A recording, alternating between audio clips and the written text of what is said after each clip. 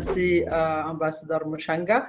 We will take care of all of your advice and respond to your question in the current of this symposium today and tomorrow. And we hope that you will be satisfied of the outcome document of this symposium. I can see the Ambassador Stefan Auer now connected. So I would like to invite him, if his connection is stable now, to please join us. Welcome, Ambassador. Yes. Good morning to you. Welcome. Thank you very much for your kind words of welcome. And I'm sorry that I had in the beginning connection problems, but I hope you can hear me well now. We can hear you loud and clear. Welcome. Perfect. Thank you very much. Excellencies, dear Commissioner, esteemed participants, ladies and gentlemen, good morning. It is an honor to be here today and open the African Union Symposium on Special Economic Zones and Green Industrialization as one of my first assignments as a new German ambassador to Ethiopia and the African Union. This event has now reached its third edition under the umbrella of the Commission of the African Union, and Germany is very pleased to have supported this very important event since its very start. Special economic zones are an important tool in Africa's industrialization strategy. The topic is particularly relevant these days, as the COVID-19 pandemic has highlighted the need for industrial capacity to mitigate not only the health, but also economic impact of the pandemic. African industries have been at the forefront of the pandemic response by converting textile factories to produce masks and personal protective equipment, switching to production of hand sanitizer, or even developing COVID-19 test kits made in Africa, as we have seen in Senegal. In a time of worldwide disrupted supply chains and shortages in essential response goods, it becomes clear that industrial development in Africa is crucial to mitigate unexpected challenges and ensure economic growth. Industrialization can also provide gainful employment, which is much needed in a time when so many have lost their jobs due to the pandemic. Industrialization also goes hand in hand with intra-African trade. The African Continental Free Trade Area aims to stimulate industrial production on the continent by creating one single market with free movement of goods and services. It especially aims to stimulate inter-African trade, which has more value added and a larger share of manufactured goods. The Fcfta can positively impact special economic zones by eliminating trade barriers on the continent, be it tariffs or non-tariff barriers.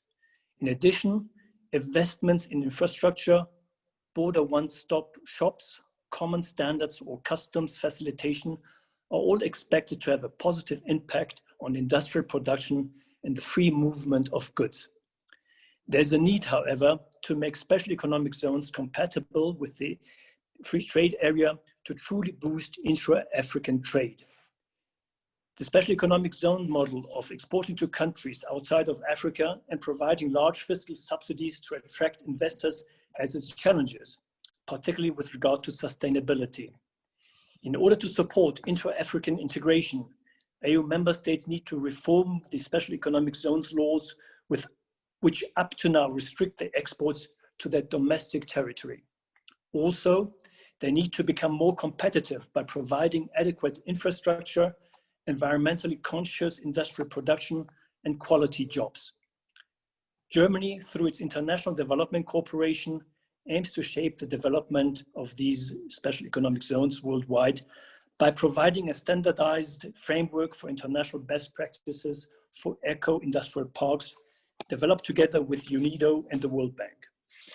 Other technical cooperation includes current research of best practices in special economic zones and support to the development of socially and environmentally conscious industrial areas. In conclusion, in order to achieve sustainable industrialization and help solve Africa's missing jobs crisis, we must also look at the environmental and social dimensions in addition to the economic factors. For example, selected industrial parks in Ethiopia are already integrating ecological practices into the day-to-day operations.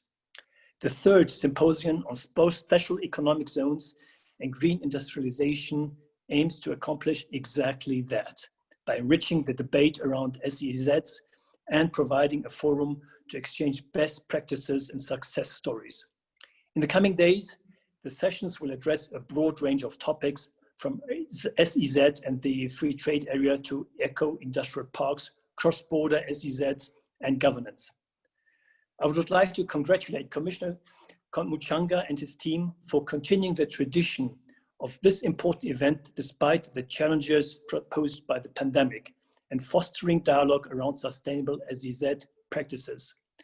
I would also like to wish you a fruitful debate and believe that we all have much to learn from the resilience and dynamism African industries have shown in the past months.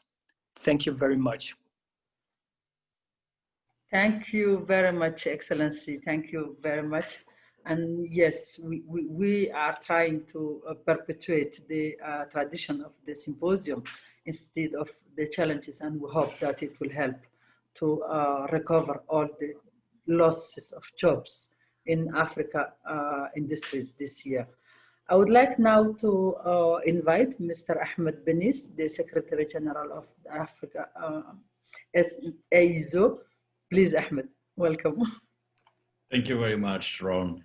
Good morning to all of you. I'm very pleased to be here with you all today in this opening ceremony of the third symposium on special economic zones and green industrialization.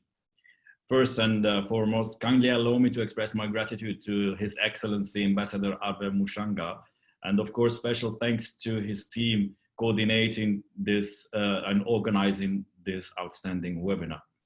I would also like to give them kudos for bringing together such a fine group of experts and the economic zones leader that will address issues of common interest, such as regional integration, industrialization, recovery from the COVID-19 outbreak, as well as environmental and social sustainability.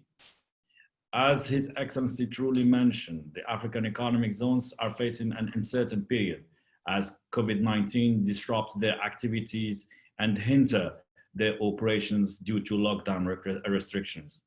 This crisis may also be an opportunity to reconsider regional value chain and industrial integration involving economic zones as a driver to implement new innovative policies.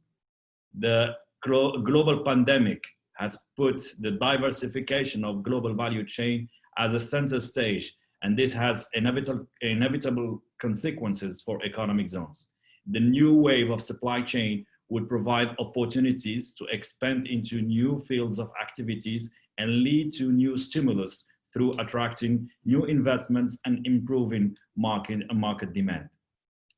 This is a very good momentum for us to work together on recommendations and suitable approach to align on policies and strategies that aim to foster economic growth and competitiveness of special economic zones across the continent.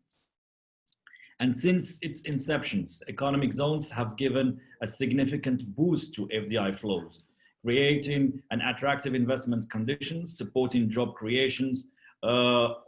60 million jobs have been created in agro-processing, industrial fields and services over the past 5 years.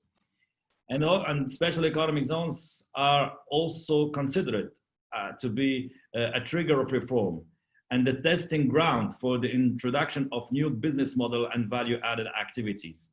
And they have successfully led to export diversification, promoting regional trade, and stimulating industrial spillover effect and clustering. So today's deliberations are a good demonstrations of the engagement and commitment of the African economic zones in supporting African economic development and green industrialization in the continent. So we are involved in the implementation of new industrial policies, leading to rebalancing import and export activities toward growth and serving the domestic market as well as the regional demand. So we are also one of the main devices to advance the objective of the African Continental Free Trade Agreement in driving sustainable economic growth, job creation, investment promotion, trade liberalizations, regional integration and cooperations, and of course, implementation of right regulations that would promote gender equality, capacity building, and training facilities.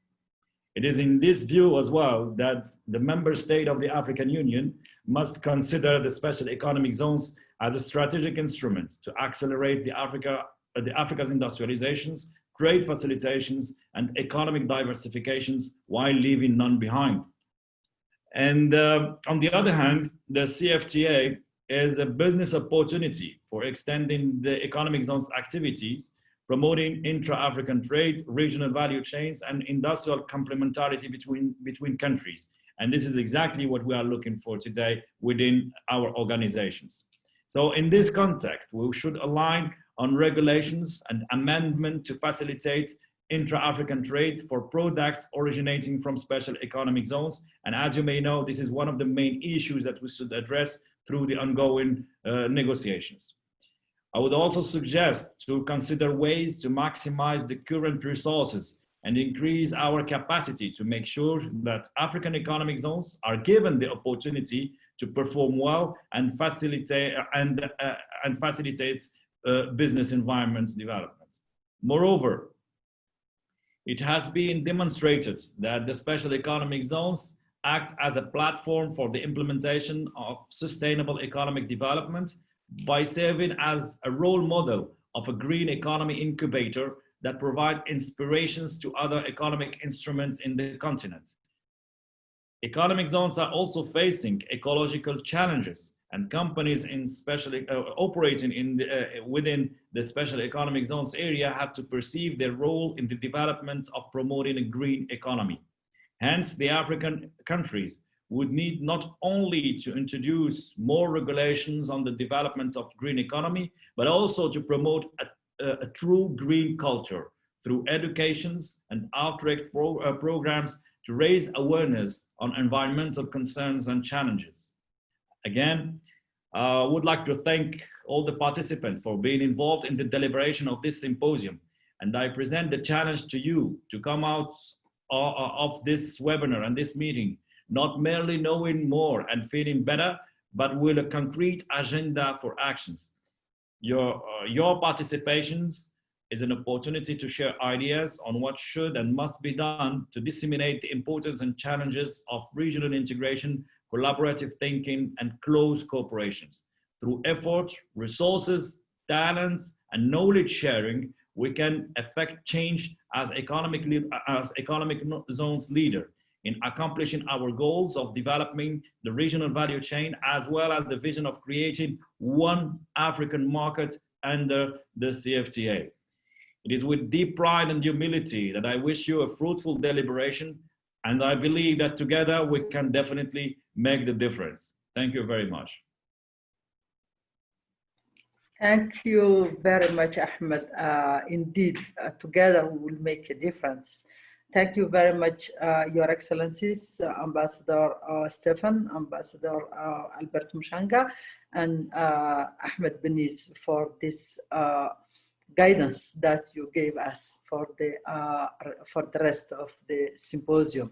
We will be starting soon the first session, and we have in that session that I will be moderating 3 international experts: Mr. Richard Baldwin, Head of Investment and Research at UNCTAD; Mr. Gokam Akinci, Lead Private Sector Specialist in the World Bank; and Mr. Adil Shiki, who is the Corporate Director of in the European Bank. Director, sorry to disturb you, but at this stage, I'm sure you release the Ambassador of Germany and myself. Yes, Excellence. You are invited to stay with us, but I've got other commitment. But if you need to go, yes, you are released. We will be continuing the deliberation, and we will inform you on the outcomes. Thank you. Thank you very much. Thank you very much for your presence and your guidance. Thank you. we will have three SEZ manager, Mr. Walid Gamal, Mr. Michael Okiere Bafi, and Mr. Jafar Imhardi, who is CEO of Tonje Med. And I would like to now start the first session on best practice and main lesson learned. We will address experience in specific economic zones policy, governance, planning, development, and operation. We'll also talk about success stories and the challenges that were faced. And we have two financiers in this session. So we talk about financing, SEZ, and companies in SEZ. We'll also certainly talk about the implication of the COVID crisis and the future international production within the SEZ.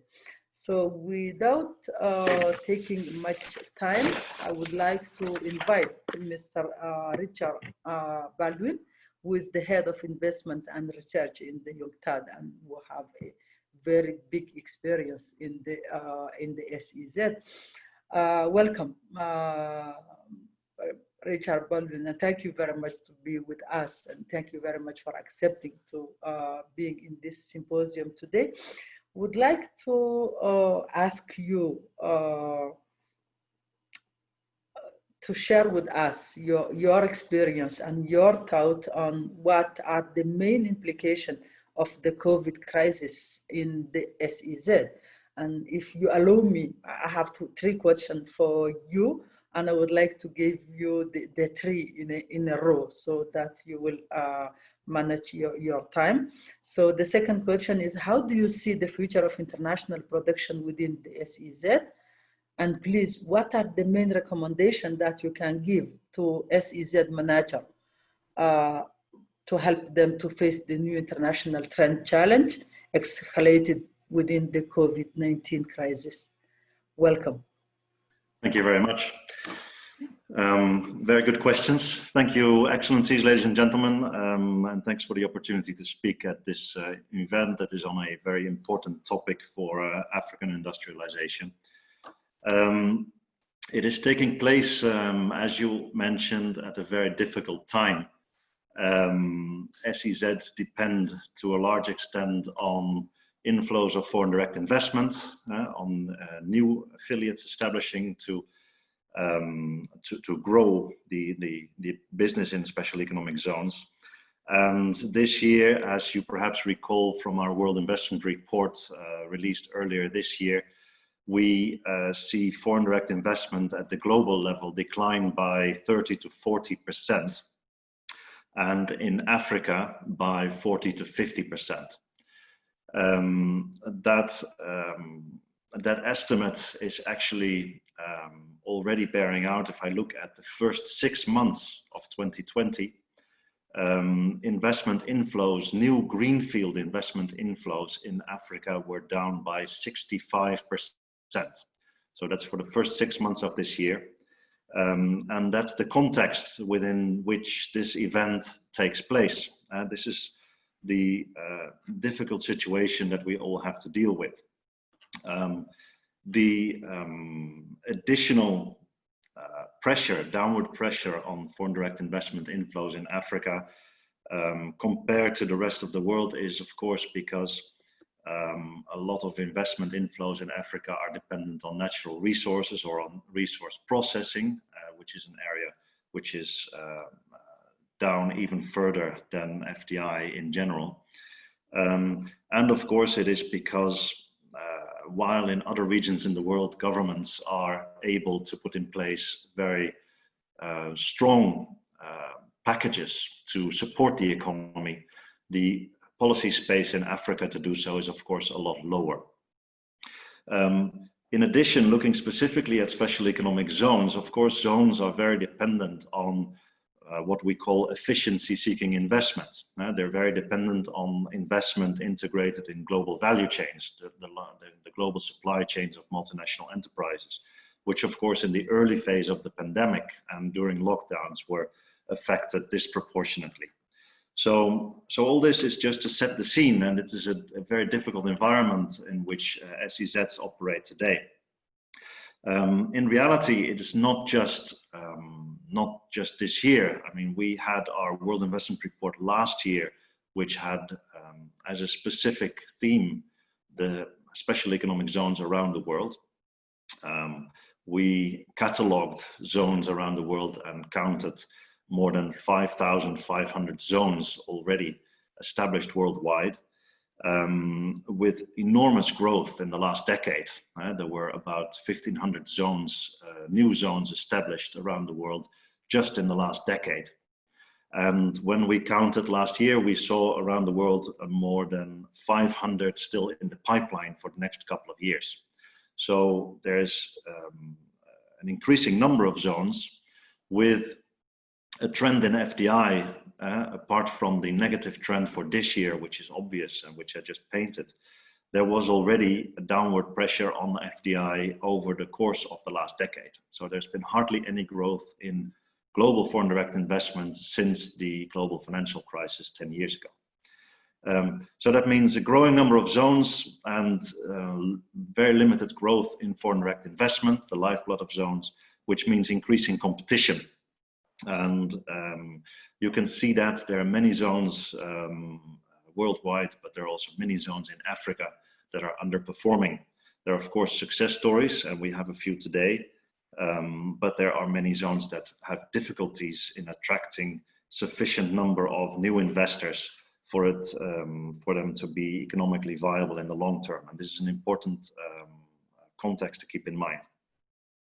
There's a lot of convergence between the offering of zones, right? So the fiscal incentives and the regulatory structure within zones is very similar around the world. So those are not really competitive factors anymore. And so zones are competing increasingly on sophisticated infrastructure, on costly infrastructure. So the establishment of new zones in many countries is becoming increasingly expensive.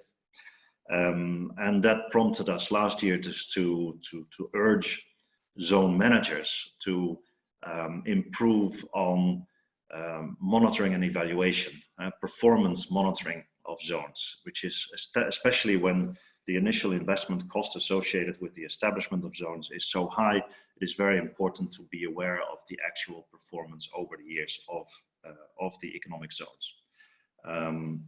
We proposed a framework for that, which we call the Special Economic Zone Sustainable Development Profit and Loss Statement, in which you find all the items that we recommend that zone managers, but also zone authorities keep in mind when monitoring the performance of zone programs.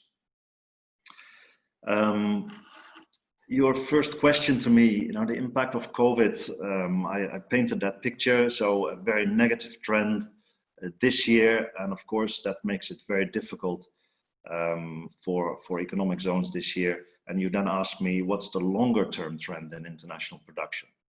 Now, the immediate impact of COVID, of the COVID pandemic, is of course caused by the lockdowns, by the physical impossibility of companies to operate their supply chains, by the physical impossibility to implement new investment projects.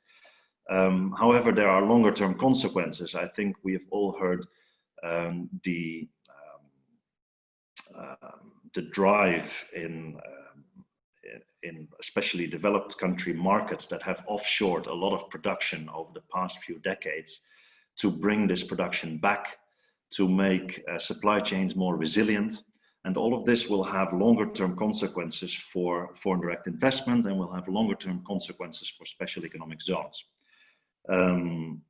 There are increasing investment restrictions, there are increasing trade restrictions, and there's an urge for restructuring of supply chains for increasing resilience and diversification. In the World Investment Report this year, we painted a number of trajectories for international production over the next decade to 2030. And these trajectories are One is reshoring, which has obvious negative consequences for special economic zones that have attracted efficiency-seeking investment in the past. One is diversification, which actually brings some opportunities, because it means that that production facilities of multinational enterprises, especially in certain industries, will need to find multiple locations for production around the world. One is regionalization, and I think this is a very important trend, which we highlight specifically also for Africa, because rather than relying on global value chains, I think it is important for special economic zones going forward to rely on regional value chains.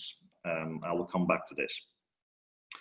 And the last one, we called it replication, which is a move from large-scale industrial investment, which has been the dream of SEZ managers for a long time, attracting the largest possible investors and large industrial programs. But we see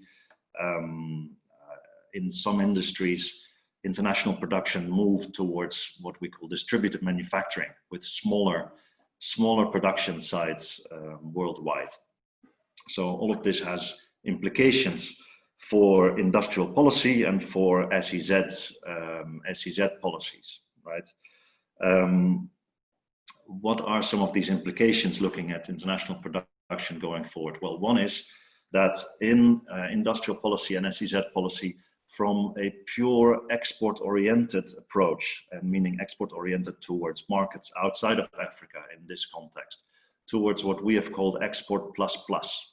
So increasing production for local markets, increasing production for regional markets, but also an increasing focus on different types of investment that are more oriented towards infrastructure development and domestic services.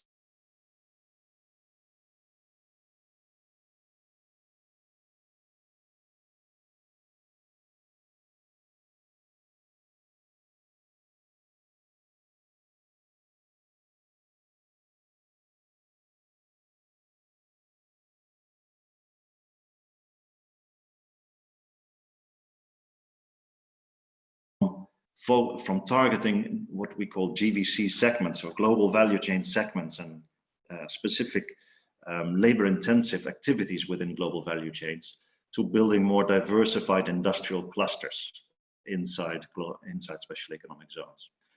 A focus from, as I said, prioritizing large-scale industrial investors to competition for diversified investments. We have termed it in our World Investment Report, resilience-seeking investment, a new opportunity for investment promotion and for special economic zones.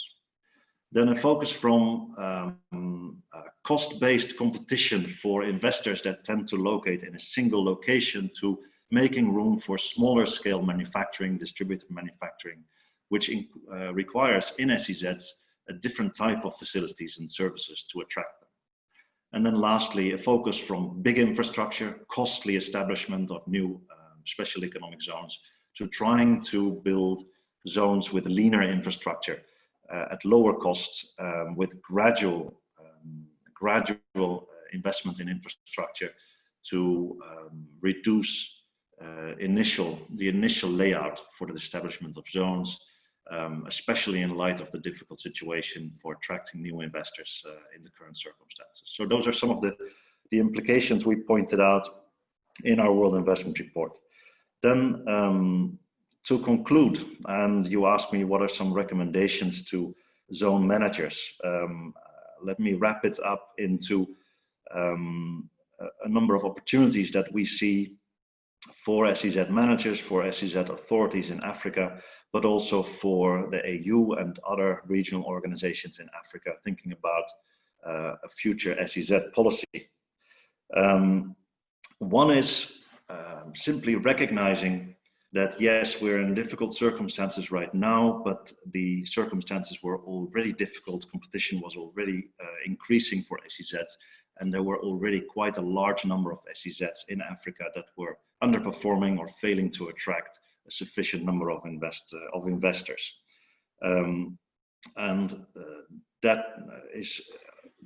That's important, because I think when we develop a new AU level policy for zones, but also new policies for zones in the sub-regional communities. This is an opportunity to rationalize and an opportunity to kickstart the development of zones that have so far been underperforming. So this really is necessary to redefine what's the zone policies in several countries in the region. There's a real opportunity to create more coherence in the policies of sub-regions. We heard the ambassador earlier on say that there are a number of policies, regional policies in Africa, where sales to domestic markets are restricted. The policies for that within EAC, within COMESA, within ECOWAS are entirely different. There are some inconsistencies and incoherence between the different sub-regional policies. And I think the opportunity for at the AU level is to try and resolve some of this incoherence, which is especially important in light of what I said earlier, the importance of regional markets becoming ever greater. And in that scenario where regional markets become more important than the global value chain markets, it is simply not consistent to have these restrictions on sales in domestic markets. And finally, another opportunity is in the development of cross-border zones and in international partnerships to develop zones. There are many overseas partners that are willing to invest in zones, that are willing to support zone building in Africa, bringing their domestic investors in partnership between outward investment promotion agencies and export promotion agencies in developed markets with their equivalents in African markets. The opportunity to develop international partnership zones and cross-border zones within Africa is growing, especially in light of the current circumstances and regional markets becoming increasingly important. So I'll conclude there. I'm open to further questions in this session. Thank you very much for your attention. Thank you very much, and I'm glad that some of our experts from regional economic committee are already present in this session. They will be speaking in the next session on all these implications of cross-border specific economic zones and regional value chains. So I'm very glad that they are here, and thank you very much for your advice and recommendation and your extensive presentation. Thank you very much.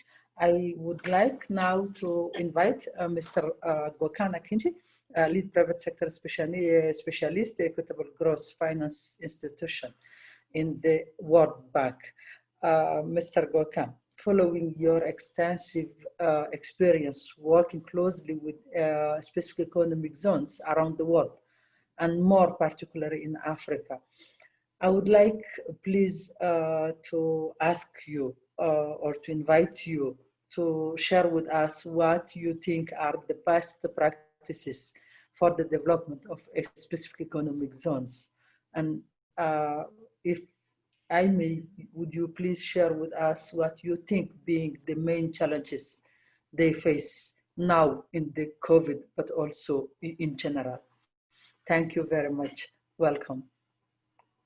Good morning and good afternoon, ladies and gentlemen. And thank you, Ron, and thank you, Richard. I'm assuming you can all hear me. So this is a tough question, to be open. And we discussed, I think, if I remember correctly, in our last discussion in detail.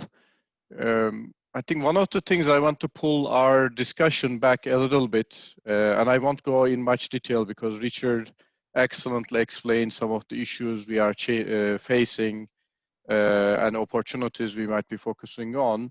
Given that we are talking about an area we are facing opportunities and challenges on resilience, and also talking about regional agreements, I want to actually pull all of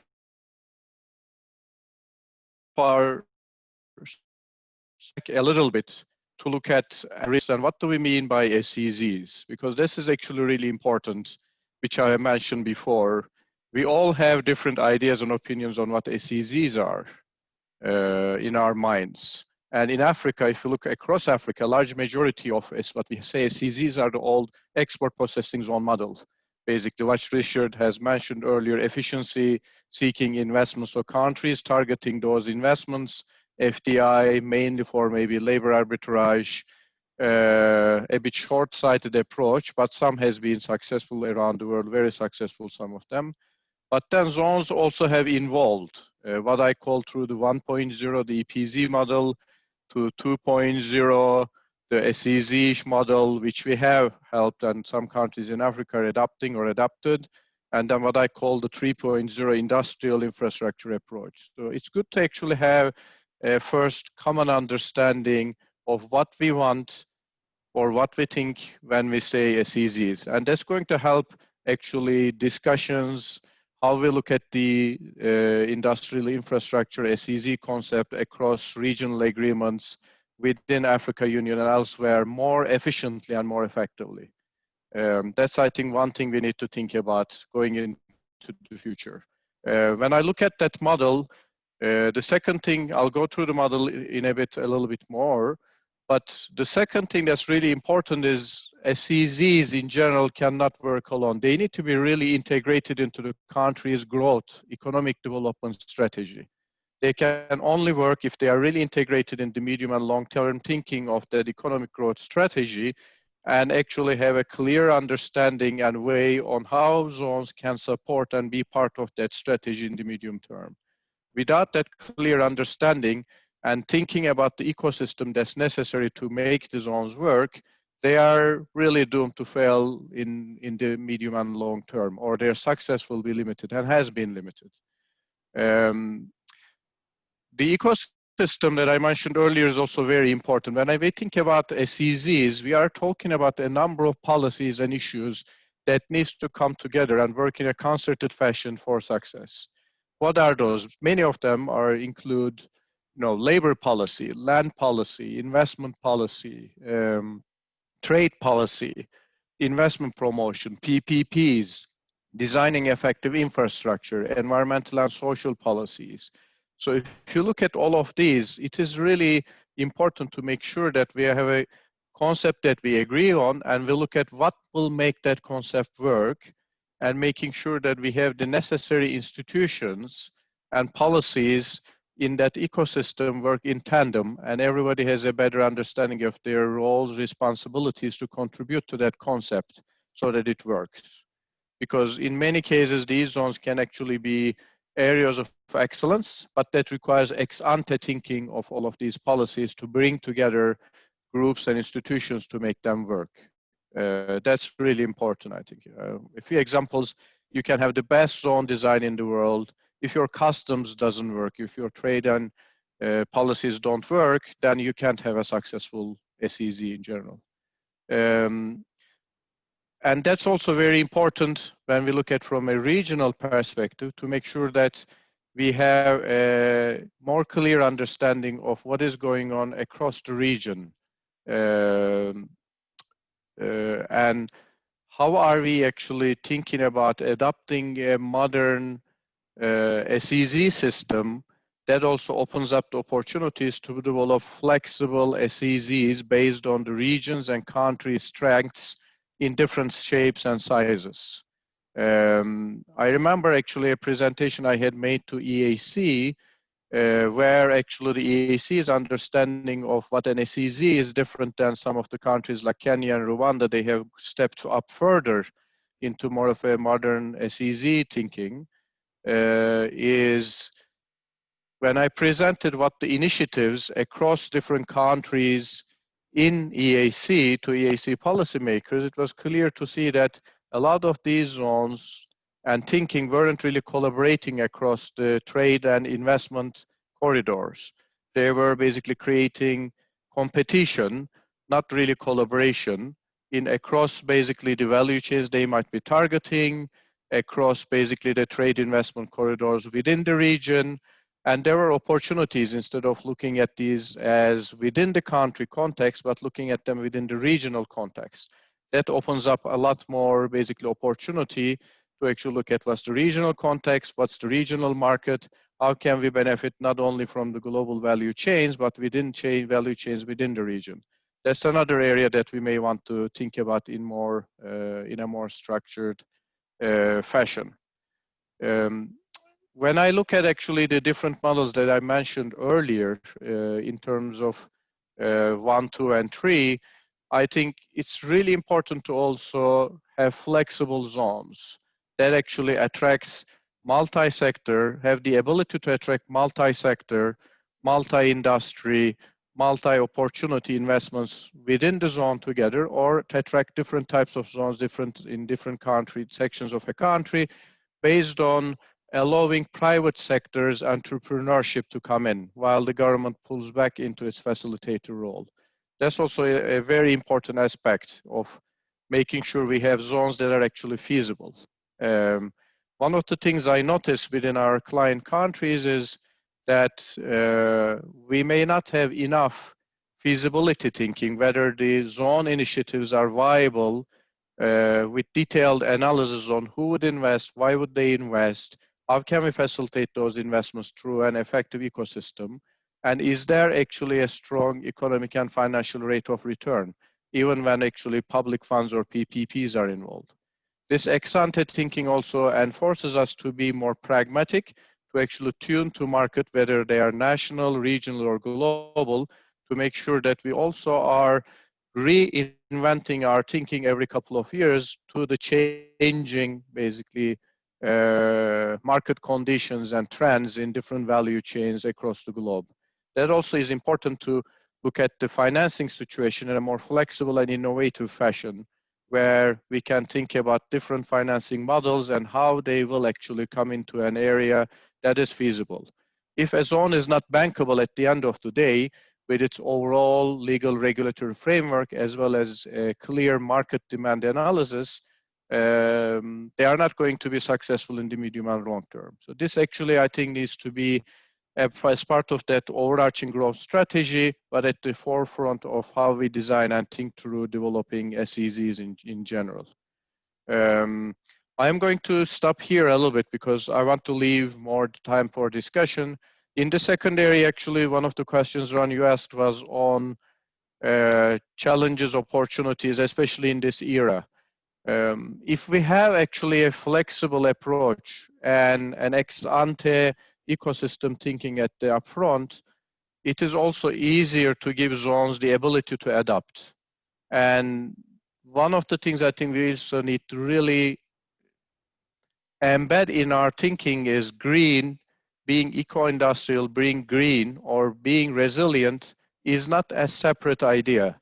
Is not zones inherently need to be green going into future. They are not going to be successful. They are not really going to be competitive if they are not resilient and if they are not green into the future. I noticed that in some of the governments, some of our colleagues, some of our clients, there are SEZs and then there are green SEZs. There may be a ton of initiatives that have actually started at green SEZs, or there is retrofitting going on even in our programs, but going forward, we need to make sure that these are not really two separate concepts. There may be variations of green, there may be variations of environmental and social sustainability, addressing different ways of climate change, but going forward, these topics are not really, cannot be separate than our SEZ thinking. They have to be part of the package. They have to be part of the ecosystem. They have to be part of the legal, regulatory, regional thinking, trade agreements thinking, as well as feasibility thinking. Thank you, Ron.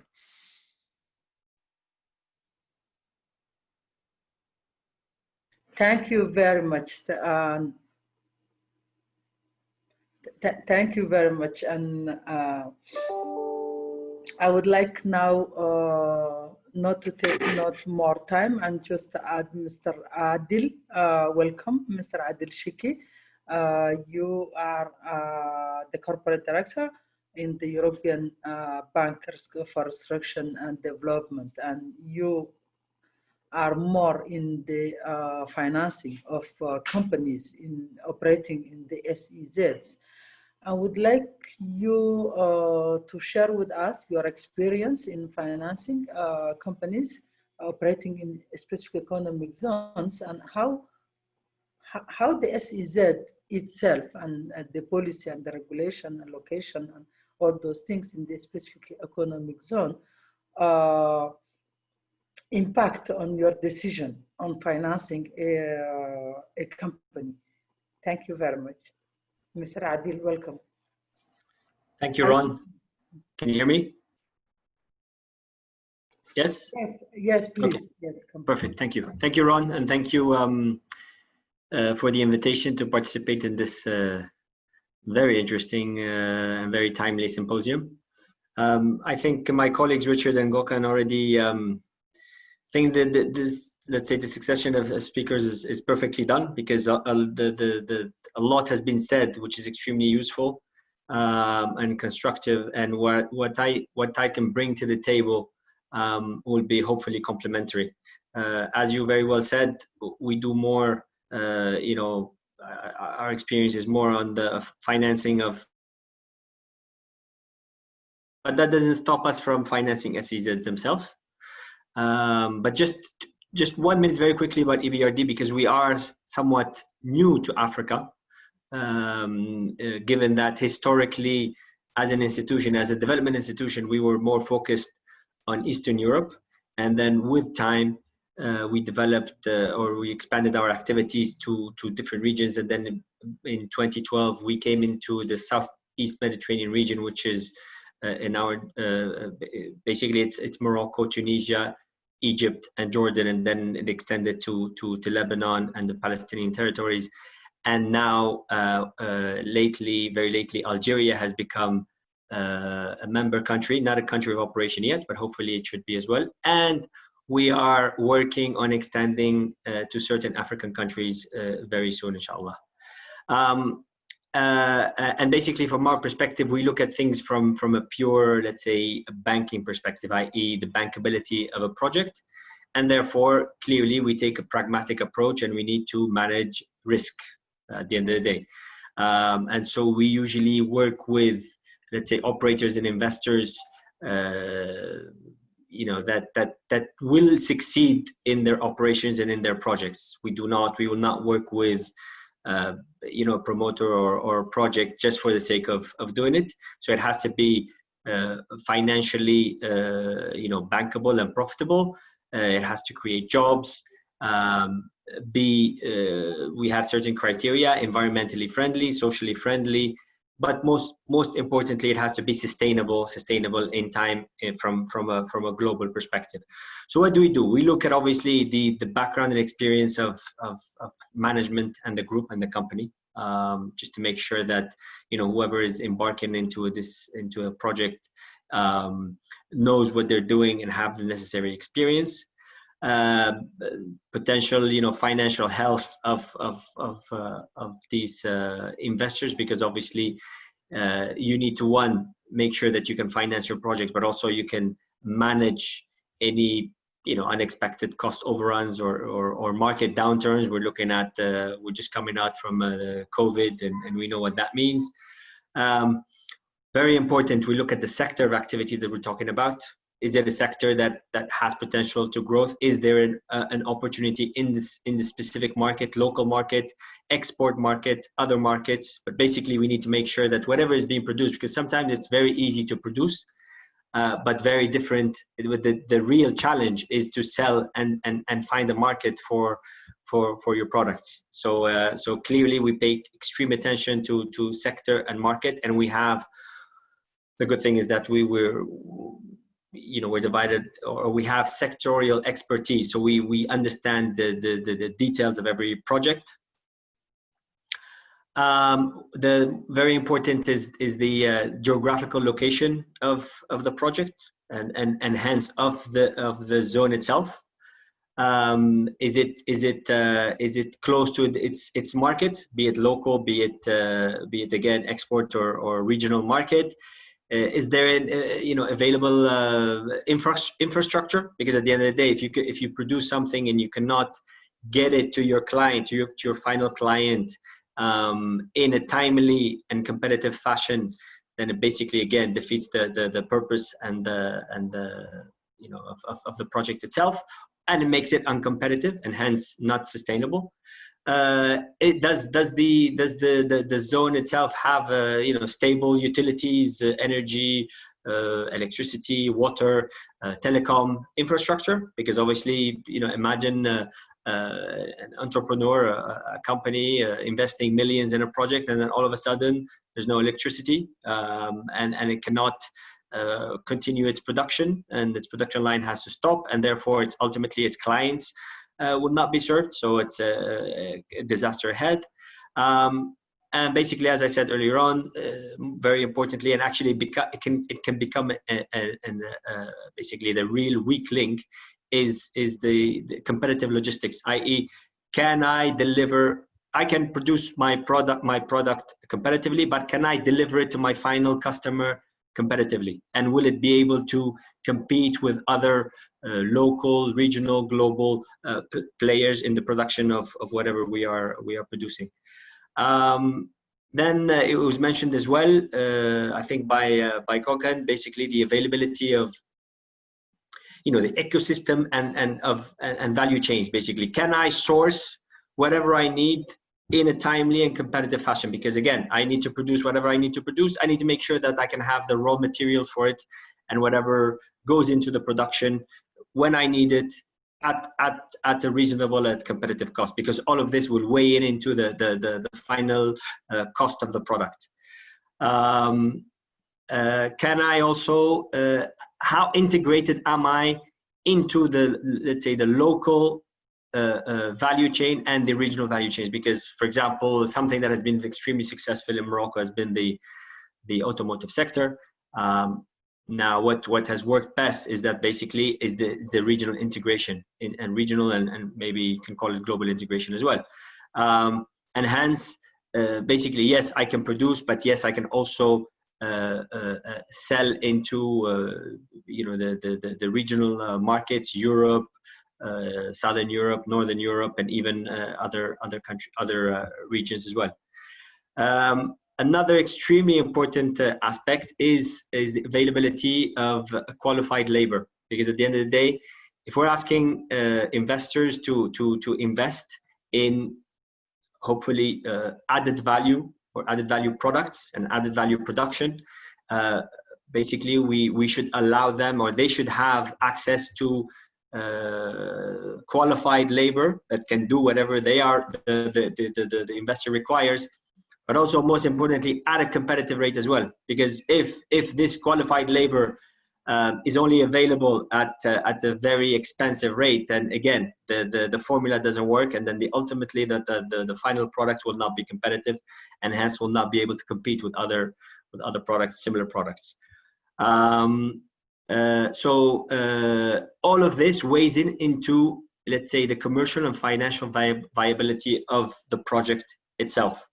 And clearly, we as a bank, and all of us actually, even as authorities, we need to make sure that, or we need to encourage companies and projects to be successful, to be profitable, to make money, because if they make money, then they will create jobs, and then they will invest further, creating more jobs and helping basically the whole economic development of the country and the region they are operating in. And most importantly, from our sense, as a bank and as a financial institution,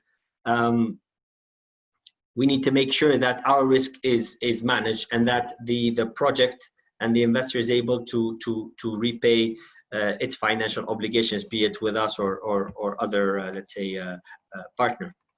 Now, one question which you may raise is, well, what is our added value, and how can we be called, let's say, a development bank, when everything that I've said so far is completely, market practice, commercial, and you would say that there's not much, let's say, development aspect to it. Well, there is, and there's a huge development aspect into what we do. So one aspect is we make sure that the investment in itself is viable, is sustainable, Then we look at what we bring to the table and what is our added value. So what we try to do is from an institutional, from the institutional side, we'd like to obviously we offer our institutional support, especially when it comes to many cases foreign investors that invest in an SEZ in another country. So for whatever it's worth, it is always comforting and reassuring when we partner with a foreign institution investing in another country. We also try to give tailor-made financings and not like a financing that is one fit all. Basically, we look into, again, as I said earlier on, the sector, the country, the context, the timing, and so on, and try to come up with a tool that really makes sense to the investor, making sure that we offer them all the grace periods that are necessary to make sure that the ramp up happens, and then that they're able to comfortably, let's say, again, manage their financial obligations. We do promote very much everything that is environmentally friendly, green, as well as let's say everything that is sustainable when it comes to use of energy, electricity, water, and so on, but also socially friendly and also socially, let's say, inclusive. And I'll come back to that because it's an important point. And finally, the most important thing we do, when a deal, let's say, fits all these criteria, or a project fits all these criteria, what we try to do is we have access to donor funding. What I mean donor funding is subsidies. So we help when let's say a project ticks a certain box, i.e. if it's green, if it's socially friendly or socially inclusive. We have access to donors, be it the European Union, a number of other institutions, and with grants that are actually cumulative with existing grants that could happen. Let's say a certain country could be given existing grants. Our grants are cumulative and make an investment extremely interesting, or much more interesting from the financial side of things. We also promote very much, let's say, as I said earlier on, gender inclusion. So women in business, and try to, we work with investors and companies to actually put plans together to hire more women. But it's not just hiring women, it's hiring women, training them, making sure that they have access to management positions. Also, similar thing with youth. So basically access to youth, training the youth, making them employable, especially when sometimes when we're talking about a bit more, let's say, remote areas or areas that are not as developed. So we put money from our money and money from our donors to basically come up with programs that make, as I said, women, youth, and other, let's say, parts of society that are usually more excluded or sometimes excluded, make them more employable and encourage them into getting into or getting an employment, but also advance in their employment. And then the final thing that we do as well is, and it's a huge part of our business, is technical assistance. We offer technical assistance at subsidized rates, very much subsidized rates, sometimes up to 70-75%, to clients and sometimes even governments. But when we do clients, is we help them put in place, from a simple strategy to more, let's say, a commercial or an IT platform of the sort. And the whole idea is obviously to make sure that, again, the company becomes competitive and ultimately can be sustainable and can be there in the long run and can create jobs and help the economic development of its region and of its local and region. I hope with that I've answered the question, and I hope I was complimentary with what Richard and Gokhan brought to the table. Let me just insist on one small message, which is, let's not forget investments in R&D and innovation, because these are the only two things that can allow let's say, either the economic zones, but also the economies in our region to maybe shrink the gap that exists between let's say Africa and the rest of you know, the other continents, but also especially given the times that we're in, make basically companies more competitive through innovation and investment in R&D. And I thank you very, very much. Thank you very much, Adil. And I agree with you that research and R&D are very important. And thank you very much with all the insights that you shared with us. Specific economic zones manager and institutions are with us and listening to you. And I would like to invite them also to share with us their experience with regard to governance, planning, development, and operation of the SEZs, and what they think they use as tools to make their SEZ successful and attracting more FDIs. And also would like them to share with us what was the impact of the COVID on those specific SEZs and how they coped with it. And finally, I would like to know what are the main action that they undertake, and what are the actioning that they are planning now, taking into account of the current situation and how to cope with it. So I would like to first invite Mr. Walid Gamaluddin, CEO of Suez Canal Economic Zone. Mr. Gamaluddin. Thank you. Ahlan wa sahlan. Ahlan. Thank you, and thank you for having me today within this esteemed panel. First, I would like to give an introduction about the Suez Economic Zone to give a clear picture of what we are and what we are doing in the future. The Suez Economic Zone is 4 economic zones, it's not just one, in various locations within lying beside the Suez Canal, one in Sokhna area, and another one in East Port Said area, and the third is in Qantara, and the fourth is in Sinai. Each one has a unique proposition that we present to investors. In addition to the 4 economic zones, we have 6 ports linked to the economic zone, so therefore giving a complete viable solution to investors to have access to the ports that enable them to export their products, which puts the Suez Economic Zone as an export platform for a lot of the industries that are placed in these zones. To show you the sheer size of these zones, it's around 461 kilometers or 461 million square meters, which means it's 2/3 Singapore, the size of Singapore, which puts a lot of pressure on the zone because it's sizable and it needs a lot of investments to come, and essential investments to be placed to be able to operate like the speakers before me have stated. We have access to both the Mediterranean market, we have access both to and the Red Sea. We rely on the Suez Canal, which has 10% of the world trade passing through it.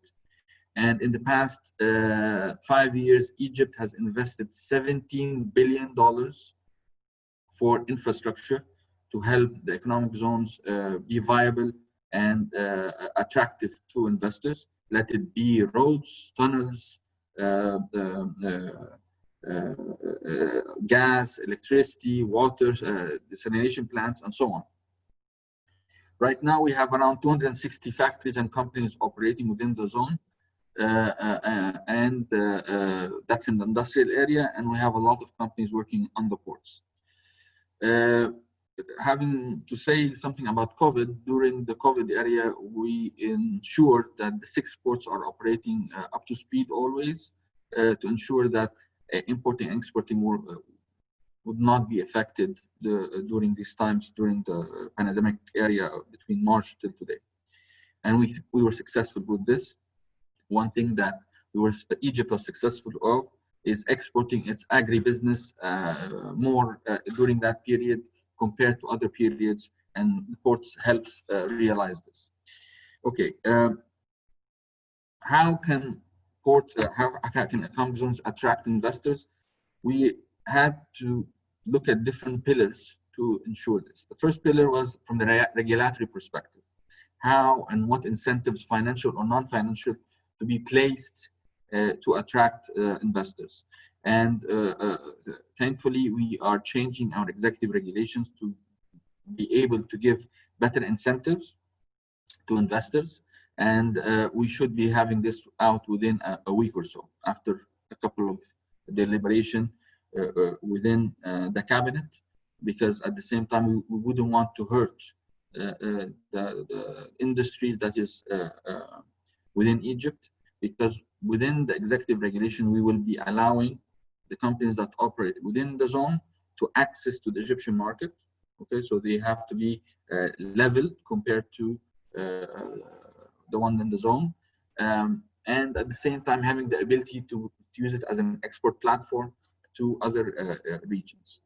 The other proposition that we, beyond the regulations, is that we started to look at the value chains that are changing worldwide, and we try to think of not going after all the sectors and the industries, but we selected between 10 to 12 sectors that we would like to go after worldwide, and we think that in the next 5 years they will be different in their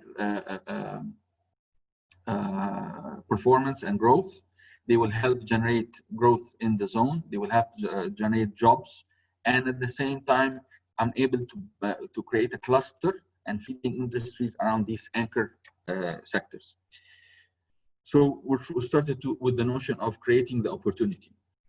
Part of the creating the opportunity is going after the investors that we think that are ready to move, or even if they are not ready to move, we give them the incentives that they require to move. Even going to beyond that, we would invest our own funds with these investors to start up within the zone. As an example of this, Egypt has a very aggressive plan for the transportation sector in Egypt. So now we are on the verge of establishing Egypt's first rolling stock factory in East Port Said, with local and international partners and a technical partner that will be operating the plant. So the main idea is to ensure that whatever Egypt requires for the metro is provided by this factory. So this is one example, or one sector. Another sector is the petrochemicals. The petrochemicals we have around 3 on the verge of projects that are going to be signed in the Sokhna area to be able to export methanol and ammonia in that area. So that's another area that we think that there will be growth and the investment from our side. We are on the verge of also signing up with a international industrial developer for an industrial area of around 10 square kilometers to develop and operate that area.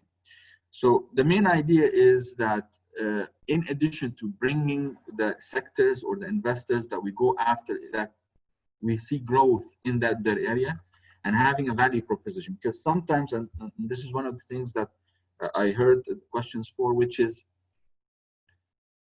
some investors are quite good, but the problem is due to the pandemic, they don't have the funds to move immediately. So you need to find a way to providing that funding, that mezzanine funding, till things move on, especially that they have a good business. I'm talking about companies that already have the business for a long time, they already have the clients, but they don't have the funding to invest. So we find them ways either with IFIs or through us to be able to get a factory or a warehouse in the area. And then later on, they have a call option to buy back that facility. So it's more of a rental in the beginning. Then thereafter, it becomes a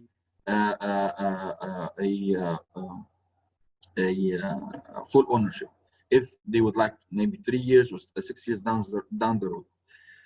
So one of the things also we're working on is the localization of industries. Some industries in general in Egypt, we import its products in Egypt. So one of the roles that were given for the SE zone is to localize some of these industries, so Egypt would not import, but rather get its products from the SE zone. So a lot of these things are working hand in hand. For COVID, we started to give incentives to industrial developers and even operators within ports. But these incentives were not given at will, but rather at a committed plan to achieve specific targets. And some of these plans worked out, and even with discounts up to 30%, 30 to 35% in some fees. But at the end of the day, the volume increased. So this is one of the great stories that happened, especially in East Port Said. We have one of the zones that I was talking about within some zones that we have are green. One in specific is the Technology Valley or East Ismailia, or the one that is in Sinai. This would be purely on related to green and universities, AIs, startups, technology-based industries.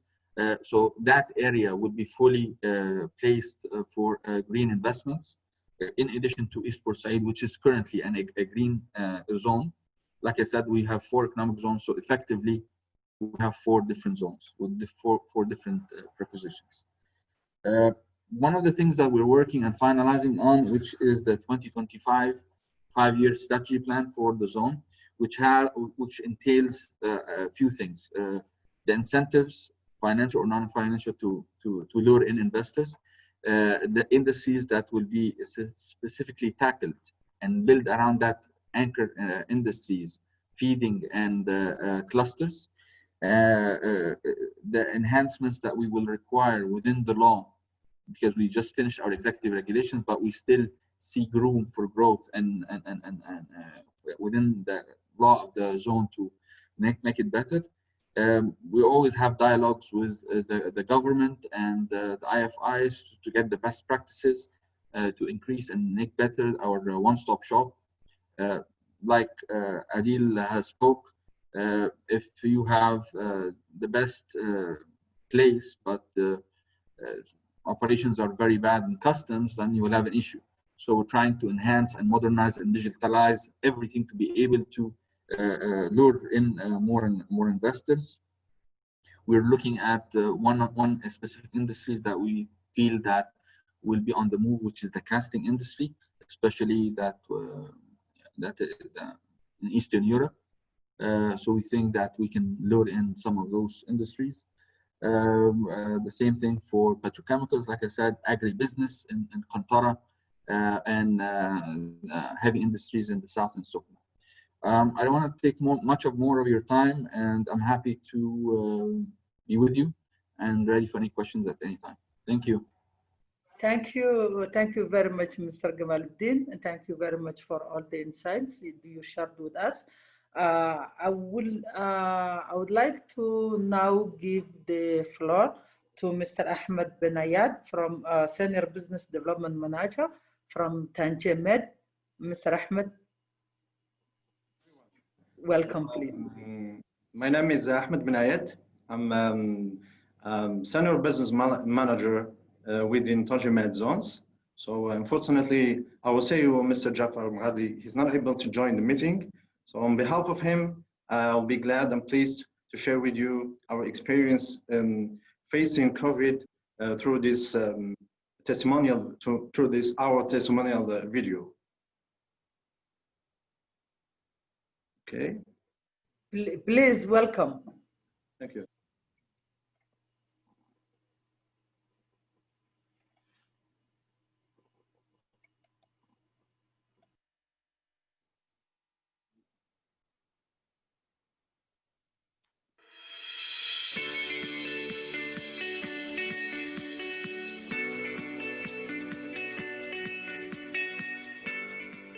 The COVID-19 pandemic constitutes an unprecedented challenge with very severe socio-economic consequences.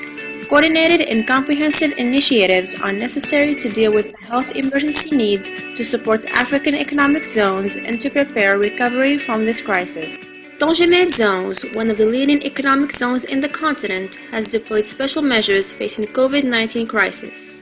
A business continuity plan has been implemented, supporting industrial operations and important export activities. We are working hard to maintain service continuity and meet the demand of our industrial operators. The Tangimed Zone Business Continuity Plan consists of a series of health security measures preserving safety of the employees, in addition to dedicated support to the companies located in our zones. First measure was to set up a task force committee involving major stakeholders, local authorities, industrialist associations, worker representations. Then we implemented social distancing measures within the production lines through segmentations of work areas into separate zones, measuring body temperature, distribution and provision of personal protective equipments, masks, gloves, hydroalcoholic gel, and others, digitalization of several operations, including invoicing, online payment, one-stop shop services. A wide disinfection campaign of road, administration building, warehouses, production areas, regulation of the number of passengers on public transport. We have set a large awareness-raising campaign promoting safety, security measures, and a dedicated helpline has been introduced to respond to all requests and share information and updates. Regular training sessions on safety and security measures have also been implemented. We are highly involved within the African Economic Zones Organization, and we will be pleased to share our experience with our African partners. The main challenge for economic zones today is not only to keep operational activity, but also to continue attracting investors and implement innovative investment promotion actions. Mr. Douglas Van Dienbergie, Vice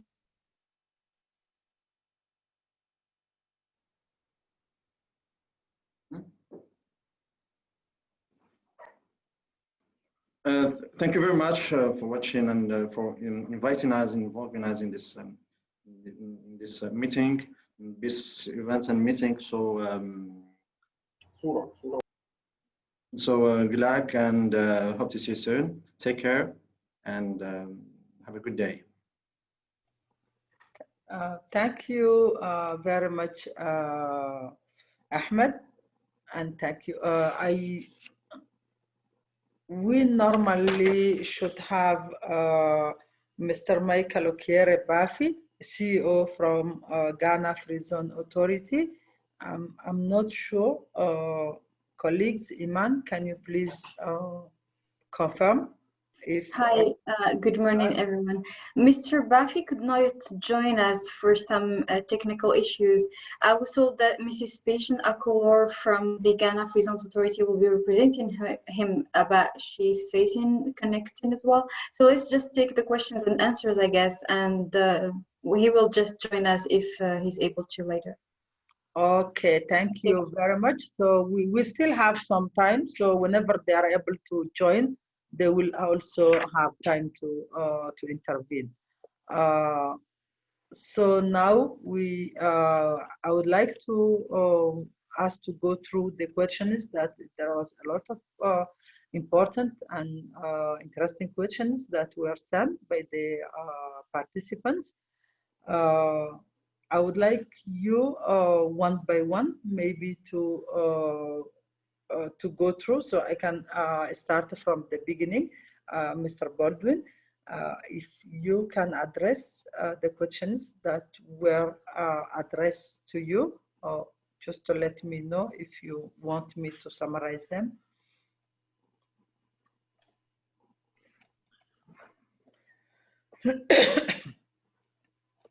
Hello. Yes, I appreciate if you could summarize. I've looked at the questions at the bottom of the screen, but I don't see specific questions addressed to me. Actually, me also, I do not have people how you say, congratulate you for your presentation. So it was clear and concise and precise. So I would like also now, Mr. Gokam, can you please also tell us if you have questions to address? And Hi, Ran. I also didn't see any specific questions that were addressed to me or in general, but happy to address actually any questions that specific questions that can come up.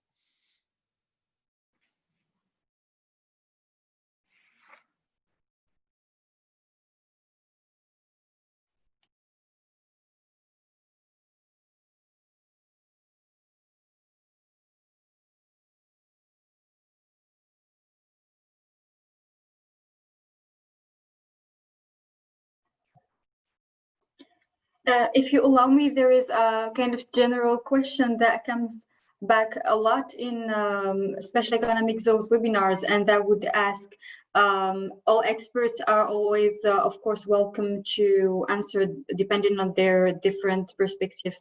So the question was asked from Naftal from the Rwanda Development Board, and he said, kindly help us know more on the efficient financial models of special economic zones. Also need guidance on the successful business model for special economic zones development and operationalization.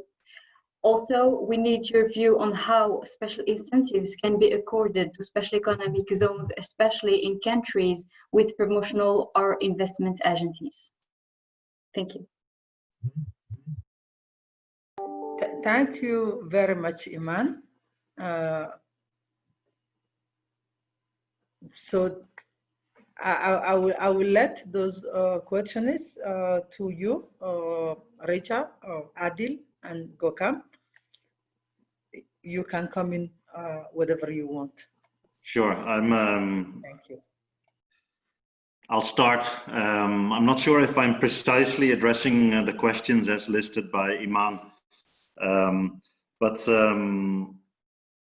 I think one aspect that came back in several of the presentations, and I see also in several of the questions in the Q&A, and it relates, I think, to the point Iman was making about the successful business models and financing models for zones. I think in part of my intervention earlier on, I mentioned that our impression when we did our research last year for the World Investment Report was that development of new zones is becoming increasingly expensive. The upfront investment cost is increasingly is much higher than it used to be in the past. Zones are becoming more sophisticated. Oftentimes, very sophisticated facilities are offered to investors in the zones. Of course, when we're talking about some of the zones like our testimonial on the Egyptian zones and zones like Tanger Med, very advanced level economic zones, industrial zones, there is no way around that. I mean, those are the types of zones that are already well advanced. There are many zones on the continent, in our experience, especially in sub-Saharan Africa, where those kind of facilities are not yet on offer, but where authorities are considering making those kind of upfront investments. And that's when the type of financing models that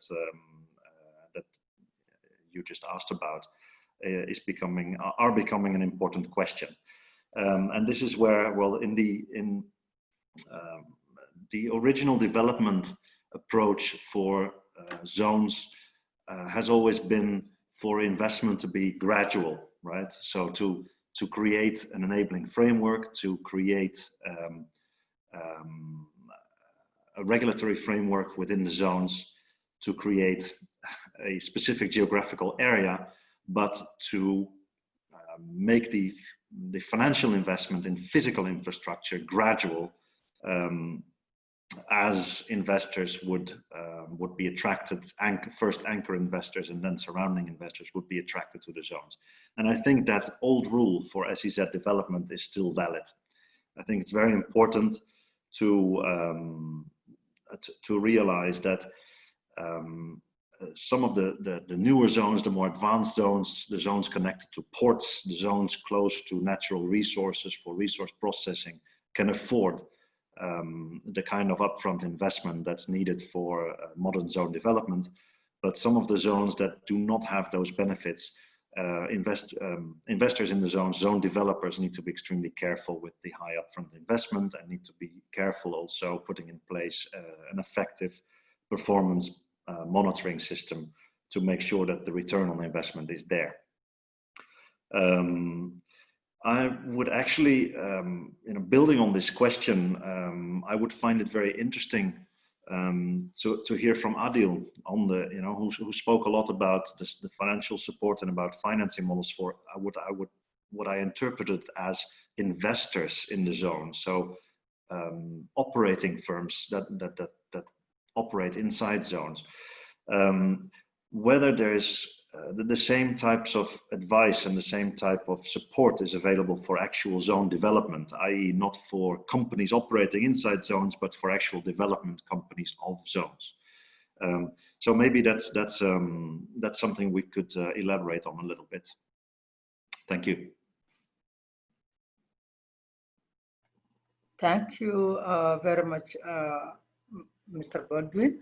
I would like now to maybe give the floor to Gokam and Adil, if you need to build on those general questions.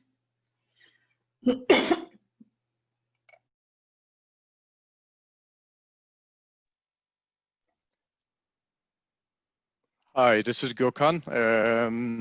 So I'll let Adil to focus on actually on the financing section a little bit, but I think a general response to this is basically, is there a real business case for zone development in any country, any condition? So the critical thing is really doing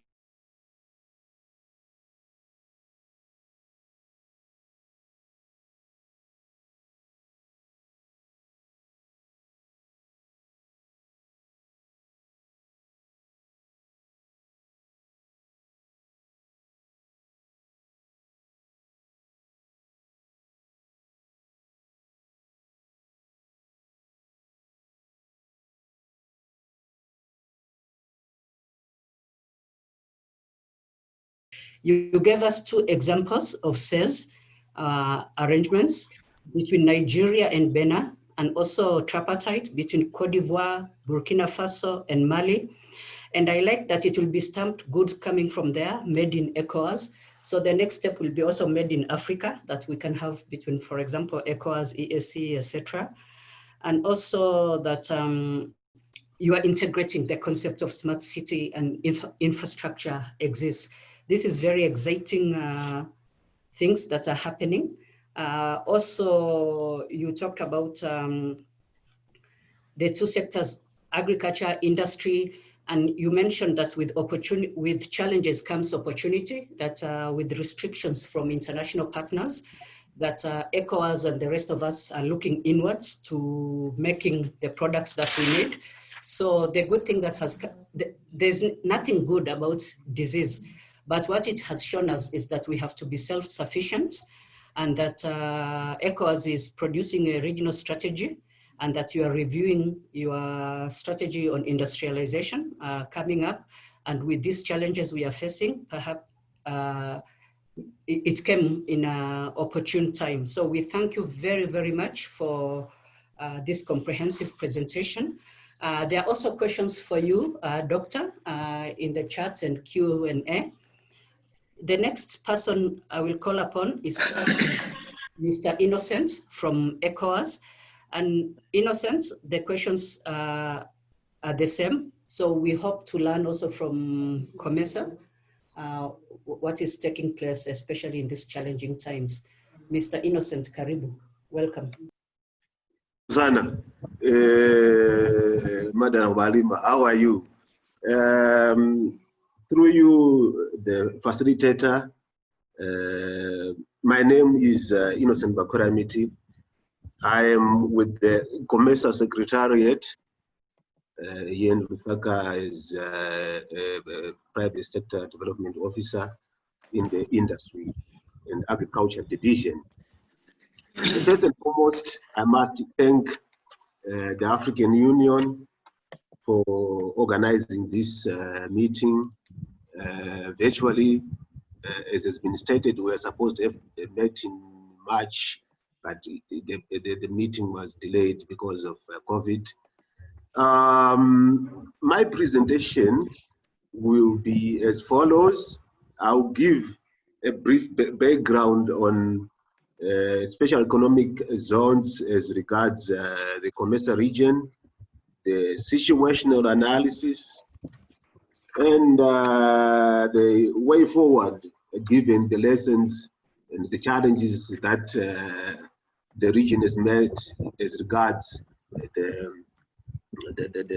implementation of special economic zones. Les zones économiques.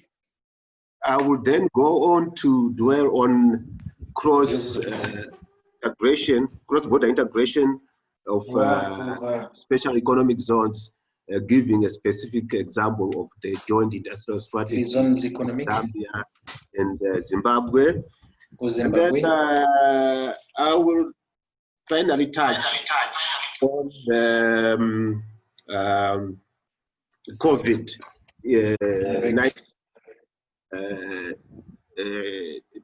issue, as how COMESA is reacting to that pandemic in terms of increasing production and promoting cross-border integration. Dans la promotion des intégrations.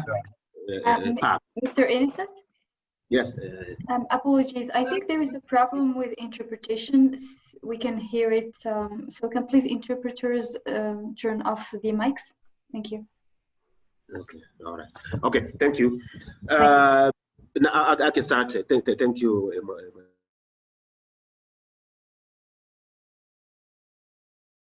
Models have often turned to the experience of Asian countries, most recently China, whose growth in the past 30 years has been unparalleled in history. The story of China's economic growth is inextricably linked to the use of special economic zones. So in the quest for faster industrialization and economic transformation, COMESA member states have established a number of special economic zones and industrial parks at national level. I think Mauritius was the first one, and member states have joined in at national level. Many national special economic programs began only in the late 1990s or early 2000s, often in response to the US AGOA, that's the African growth, the multi-fiber agreement, MFA, and then many COMESA member states involved in these programs experienced a rapid growth between 2000 and 2004. But when the MFA expired in 2005, slower growth set in. I think it has been mentioned, but I just repeat here briefly. Many policy packages, which includes import and export duty exemptions, streamlined customs and administrative controls and procedures, liberal foreign exchange policies, and income tax incentives with the and reduce business entry and operating costs.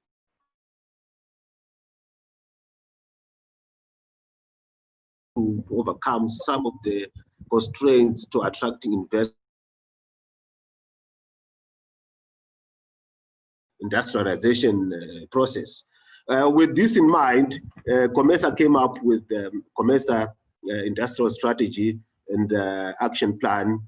Under the industrial strategy and action plan, key priority areas were identified, such as agro-processing, agribusiness, pharmaceutical industry, mineral beneficiation, as key areas where value chains can be established.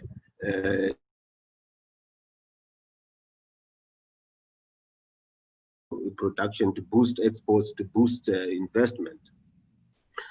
Now, given that background, let's briefly touch on this COMESA's track record of as regards the implementation of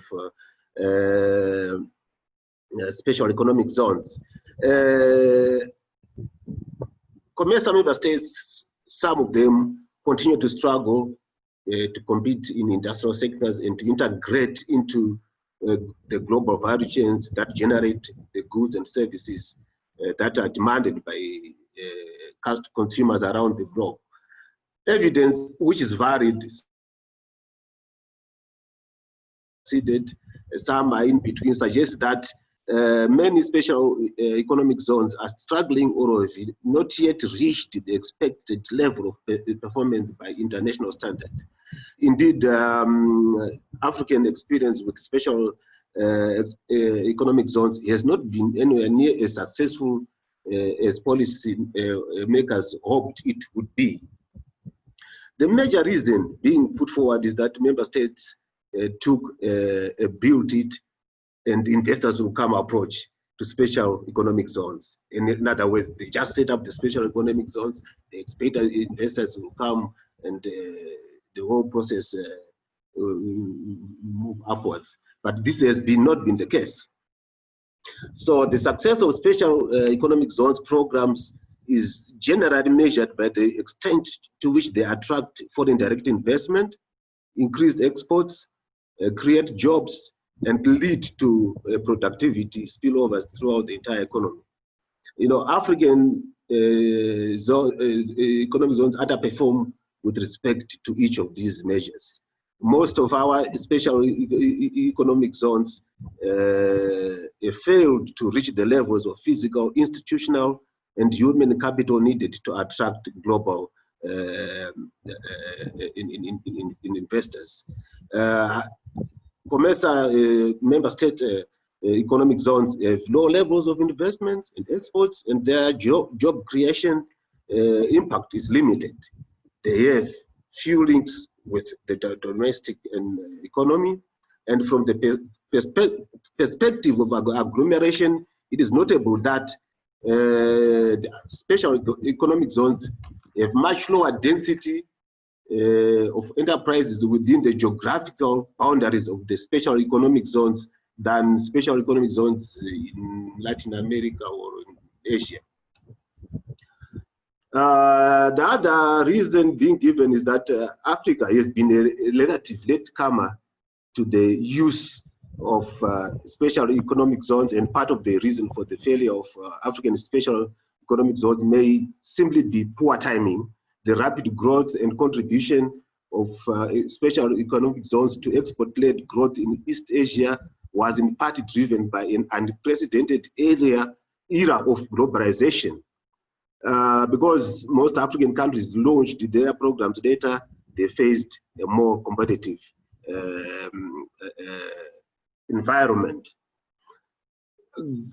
Globally, special economic zones rarely experience rapid growth in their first 5-10 years of operation, and it may be too early to judge their success in the COMESA region. I think this point has been mentioned earlier on, that it's a long-term project.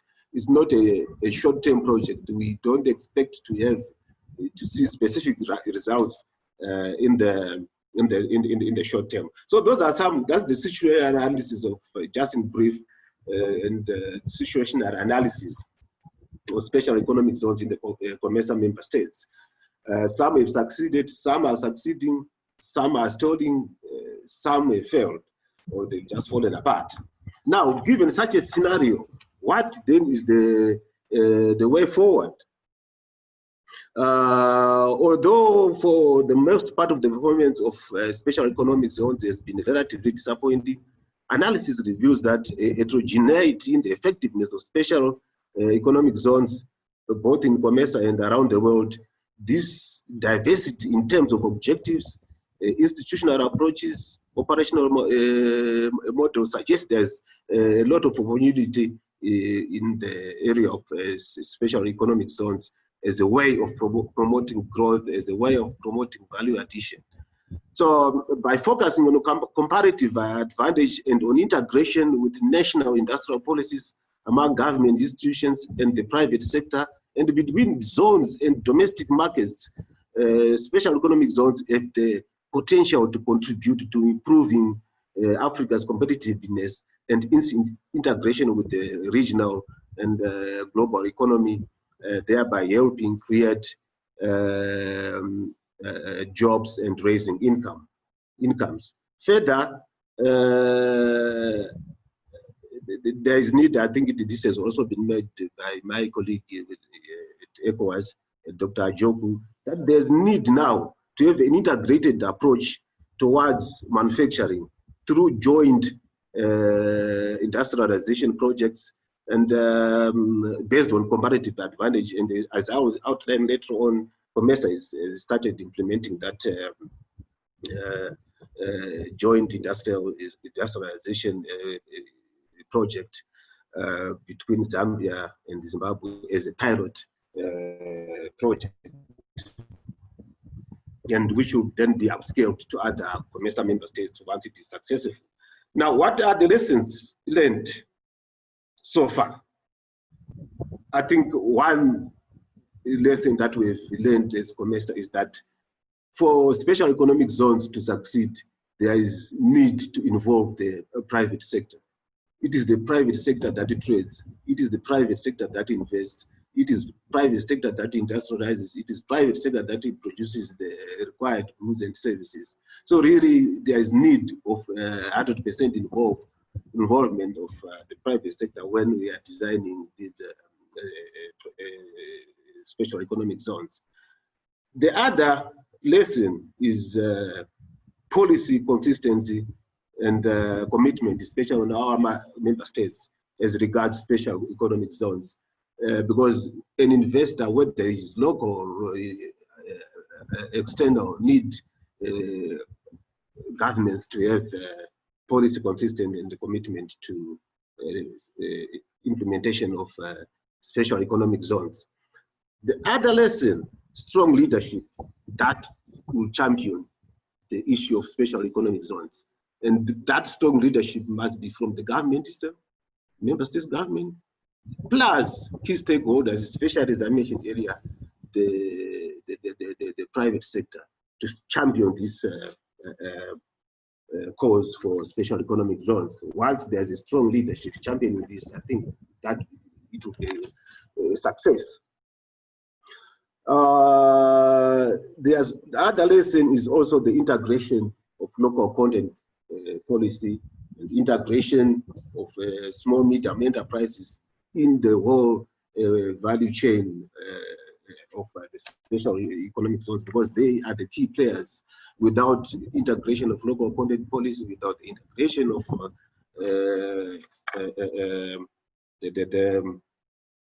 the small medium enterprises, then it will not be a success. It will not create the required employment. It will not create the required investment level. In other words, it will not be integrated, both regional or national. It will be just as standalone project. Hence, it will be considered as a white elephant. So these are some of the lessons that COMESA has learned in as far as implementation of special economic zones is concerned. I think most of them have already been mentioned by previous speakers. Now, going to cross-border regional integration regarding cross special economic zones. COMESA has come up with a policy of promoting joint industrial strategies amongst the member states in order to promote industrialization between or across the borders between the member states based on comparative advantage.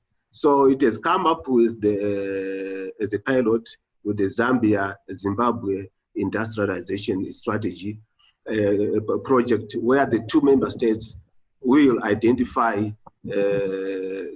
common areas based on comparative advantage. So what is going to happen is that they will promote agro-processing in the established common industrial parks. The two member states have already adopted the principle, and funding right now has been received from UNECA, and some has been promised by the African Development Bank to promote the establishment of the agro industry, common industrial park between the two member states. Already a pre-feasibility study will be carried out later this year and finished early next year, and then from there on we move on to the implementation phase. Now, briefly, the common industrial park, agro-based industrial park, will integrate the following among the two member states: facilitate production and employment, attract investment, integrate regional and global value chains, facilitate exports, promote structural change, diversification into areas of comparative and competitive advantage and productivity, develop infrastructure, gender and social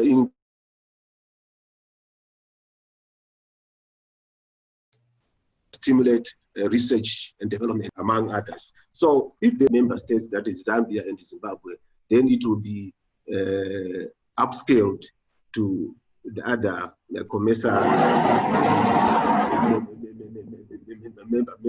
member states. So that's what is in place as regards cross-border integration of special economic zones within the region. Now, as has been mentioned by my colleague at ECOWAS, the COVID-19 has disrupted regional and global supply chains, and this has affected the production levels in the manufacturing member states. Now, in this regard, COMESA has come up with guidelines of increasing industrial production, industrial supply of goods and services within the region during and after COVID, and this will soon be presented early March, before the first quarter of next year, to the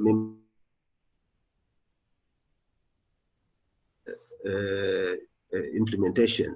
In this context, member states need to take this opportunity to strengthen, under the COVID guidelines,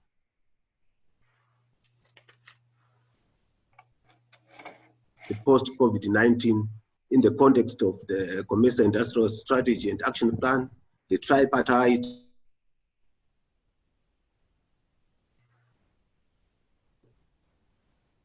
Did we lose? approach using local resources by way forward. So, not as a challenge, but converting that challenge into an opportunity.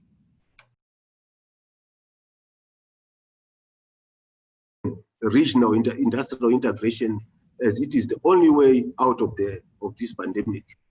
Regional coordination can enhance the policy response at a time when countries are choosing national solutions, autarkic policies, or have non-coordinated efforts across board. All this is in line with the COMESA free trade area. And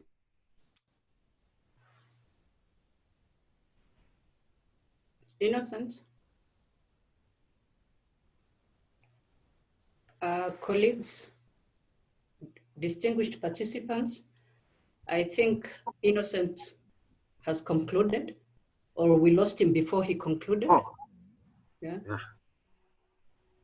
Did you conclude, Innocent? I heard you. No, I'm still going on. Dr. Alim, I'm still going on. I'm about to conclude. You have only 1 minute now to conclude. Okay, I'll be done within 1 minute, Dr. Alim. So those are some of the COVID-related guidelines which COMESA is putting in place in order to increase the supply of industrial goods and services throughout the region during this COVID-19 pandemic. And they are also centered on increasing regional integration. Without much, I think I'm done. So the guidelines are, as I mentioned earlier, are aimed at facilitating the increased local industrial production of goods and services during and after COVID pandemic in a sustainable and inclusive way, without changing the provisions of the COMESA Treaty, Article 19 on industry. With that, facilitator, I submit. Thank you very, very much for that comprehensive also update on COMESA. You gave us a brief background of SES, situational analysis, the implementation of SES. You dwelt on cross-border trade, joint industry projects, and you gave us an example of Zambia and ZIM and said it will be extended to others and how COMESA is dealing with COVID-19. You talked of the guidelines to increase the supply of goods and services. I think I will conclude by saying you said that SES in COMESA some have failed, some have succeeded, some 50-50. The results you said were disappointing, but we need to have an integrated approach through cooperation of programs. And of course, then you gave the example of ZIM in Zambia. Thank you very much for that comprehensive. I will advise again, as your colleague, Dr. Ajoku, you look at the chat and Q&A to prepare to answer questions because member states have been posing questions. I will call the second last, Mr. Osoro Godfrey from the EAC. As you can see, most of the RECs, actually AU recognized RECs are here today to share their experiences. Osoro, please. Thank you very much. Can you hear me? We can hear you loud and clear. Okay. First of all, let me express the gratitude of the EAC Secretariat for this invitation. As usual, we always look forward to participating in these events. We realize that they add a lot of value in our program activities. Dr. Alima, let me also commend you for steering this process. In conformity with the structure adopted by my earlier colleagues who spoke before me, let me start by giving you an overview of what we are doing at the level of the EAC. Now, the EAC, as you're aware, is a customs union comprising presently of 6 partner states, and the EAC recognized very early during its inception the importance of SEZs as part of a set of tools that can catalyze technology transfer, industrialization, and ultimately economic growth and development. So in order to access and utilize the full package of benefits that are associated with the SEZs, the EAC both developed and adopted legal frameworks that promote the establishment of the full array of SEZs. And some of these legal frameworks are in the form of the EAC Treaty, the protocols, and even the Customs Management Act. However, in respect to one of them, that is the EPZ, the EAC did adopt a threshold of 20% of locally produced goods that can be traded within the region. So there is a limitation there. Now, it's so apparent that over the years, the partner states started developing different forms of ACZs.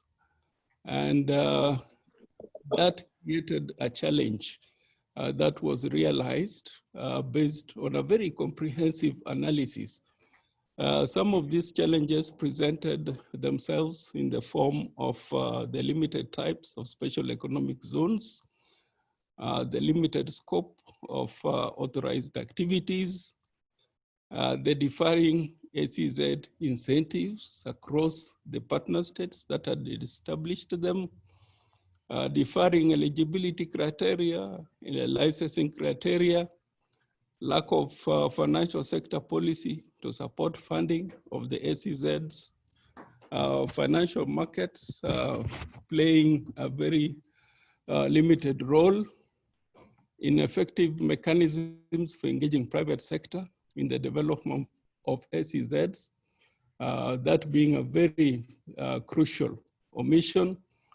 Environmental challenges, and we had some of these this morning. Limitation on access to domestic market, as I said earlier, that came through the EPZ structure, and an integrated value chains that are hardly able to support viable establishment and sustainable development of SEZs across the region. So that was a structural deficiency that obviously some action has to be taken at the regional level in order to address it, given the importance of value chains, more so during this pandemic, as we will soon see. Now, it became obvious that the EAC had to harmonize the structures of these SEZs because of the differentiation between them. And as a result, the EAC developed the SEZ policy framework that is still under finalization. The implementation regulations and performance monitoring and evaluation tools of this SEZ framework will be developed later. But nevertheless, let me emphasize the fact that the EAC is presently in the process of revising that SEZ policy framework. And in doing so, we are collaborating with very important partners, some of whom made presentation this morning. I would not like to name them one by one. But the intent of that review is to factor in emerging dynamics, such as the effects of COVID-19, developments that are occurring and taking place at the level of the Cfta, very crucial because that has to be taken into account. New approaches to SEZs based on the latest research insights and other measures that can be incorporated in the revised policy to ensure resilience moving forward. Now, obviously, the main intention is that the adoption of that SEZ policy will facilitate the harmonization of the enabling frameworks, the tax incentives, and all other schemes in order to attract investments into the SEZs and also access and utilize the package of benefits that I referenced earlier. To get there, obviously, we still need to do a bit of work. One of them is to undertake analysis to ensure that we can harmonize the issue of the SEZ, the EPZ thresholds that has been contentious all along, and that has to some extent affected the adoption of the SEZ policy. and also the fact that the East African, the Customs Management Act and its regulations will also have to be amended to include provisions that would cater for the treatment of goods manufactured within the ACZs versus those manufactured outside the ACZs. There has to be a differentiation between the two. Now, on the cross-border ACZs as vehicles for regional integration, obviously, the common view is that cross-border economic zones can facilitate further development of comparative advantages of border areas by focusing on specific commodity sectors and cross-border value chains, and more important, the linkages within these value chains. And so cross-border ACZs appropriately should be established at border towns where there are cross-border commercial and industrial activities, thus potentially enabling or ensuring functional value chains, as opposed to intra-country locations where there is minimal business connectivity. But in order to ensure that these advantages are extracted, there is some activities that have to be undertaken as a priority to ensure that they do not impede the efficient operations of these cross-border SCZs. One of them is improving infrastructure and upgrading trade facilitation measures. The second one is clear and coherent visions and strategies. Hopefully that could be addressed within a customs union that would not pose such a challenge, but also strategies should be based on specific cross-border value chains. That is a key observation that cannot be done away with. There's also need to make sure that strategy and implementation must be aligned with both countries' development strategies. Within a customs union, that can be obviously affected through the regional development strategy that is adopted. But the regional development strategy should in itself ensure that it factors in adequately the national development strategies. Local businesses and communities must be included in collaborative development. The issue of agglomeration, the skill sets development, all those come into play. And secondly, lastly, backward and forward linkages with the rest of the economy. Economies must be developed in order to encourage domestic participation, knowledge sharing, capacity building, innovation, and so on. But we should not also leave aside the SMEs who should be a part and parcel of all these developments, not only within the SEZs, within the countries, but also the cross-border SEZs. The SMEs must play an important role in all this. Now, on creating value chains between SEZs across Africa, the belief is that SEZs can be used as strategic tools to streamline, integrate, and promote commodity sector value chains with the long backwards and forward linkages by, among others, and this has been said quite often, clustering related economic activities along commodity value chains and centralizing value addition benefaction at designated SEZs. So that is important to take account of. Now, moving into the last component, and that is the regional cooperation as key response to the COVID-19 implications. Let me just give you an example of the two areas where the EAC has moved quickly in order to limit the adverse impact of COVID-19. The first thing that the EAC did was to develop the administrative guidelines to facilitate the movement of goods across borders. And that ensured the harmonization of partner states' regulations, the practices in respect to the movement of goods across the borders. Because to some extent, initially they were differing depending on the interpretation of this threat. So these administrative guidelines to facilitate the movement of goods across the EAC borders has played a very prominent role in ensuring that there is harmonization within those practices and regulations, and that goods can move seamlessly across borders from their destination markets, to their destination markets from their source markets.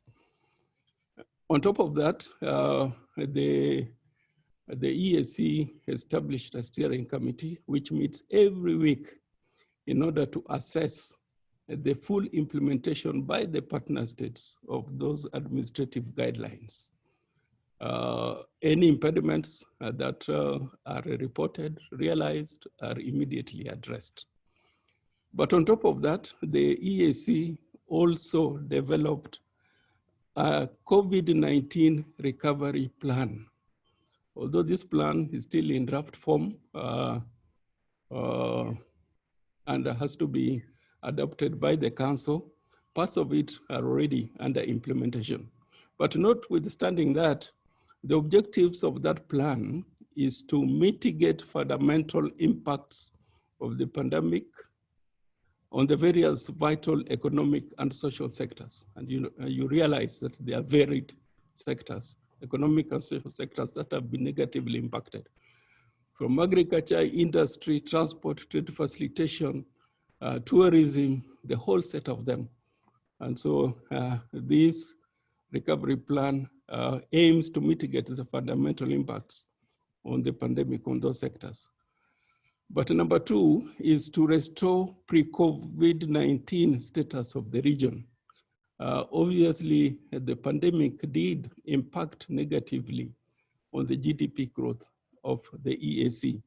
And therefore, this plan is expected to restore the region to the pre-COVID-19 status in terms of trade growth, economic development, and other indicators.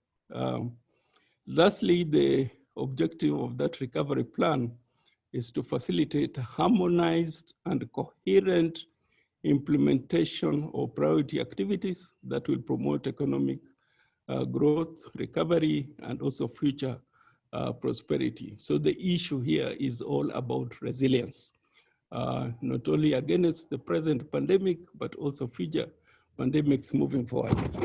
Now, where is EAC coming from? As we observed earlier, the disruptions in the global economies did end up with some supply and demand disruptions. And the disruptions caused by the supply shock the shortages, materials, the capital goods, the intermediate goods, and also final goods. And most of these are critical for not only the partner states, but also regional production. And so stemming from the COVID-19 induced supply and demand shocks, the role of trade in the EAC economic recovery had to be to facilitate the supply of the much needed intermediate inputs to produce for the domestic and export markets and exportation of EAC goods and services. So that therefore meant that regional integration became an imperative more than ever before. We had to strengthen our operations, make sure that regional integration works, and therefore the need for those administrative guidelines, as I said earlier, and also the recovery plan. So I wish to stop there and thank you very much. Thank you very much, Osara, for that very informative presentation. You gave us an overview on the legal framework for governing sales in the EAC, and you've mentioned that it's actually in the treaty as well as protocols and the Customs Management Act.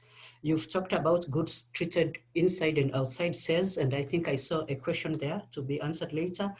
You've mentioned that you are revising the sales framework in the EAC and coming up with M&E tools will be developed. So this would actually perhaps answer to the challenges that have been mentioned since this morning. You talked of threshold of 20%, differentiating between goods produced in CEZ and outside. And you've talked about this strategy of dealing with CEZ. You've come up with administrative guidelines.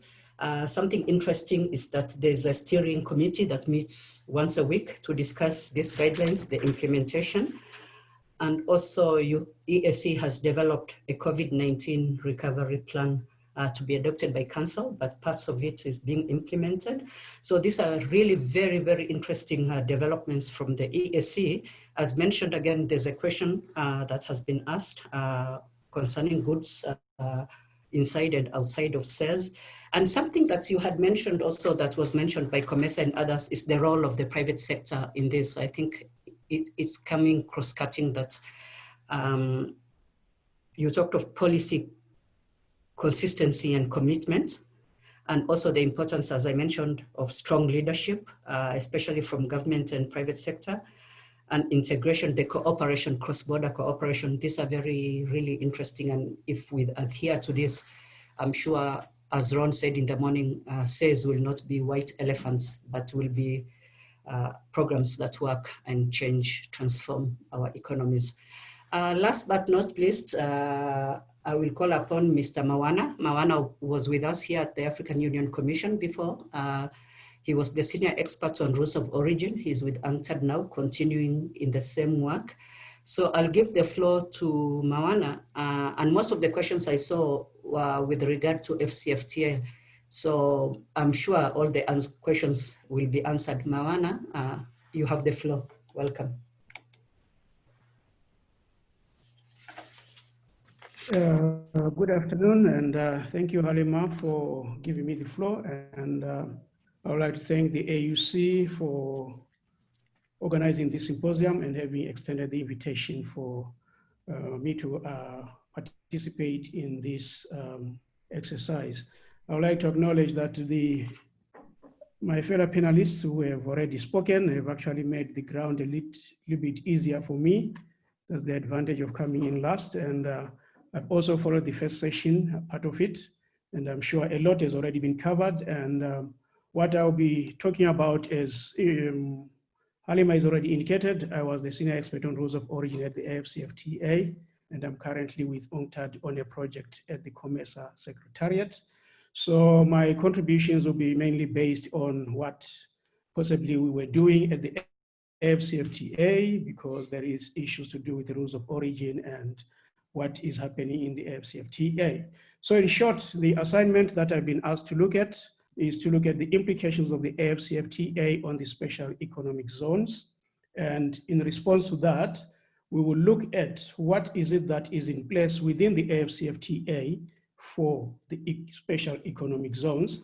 And hopefully in that process, the implications and the expectations will be shown, and then it will be easy for us to see what the AEZO may do and what may be derived by all those who will be working within the Fcfta. I'm trying to share the screen, but I think my machine may not allow me to do that. Let me try once again.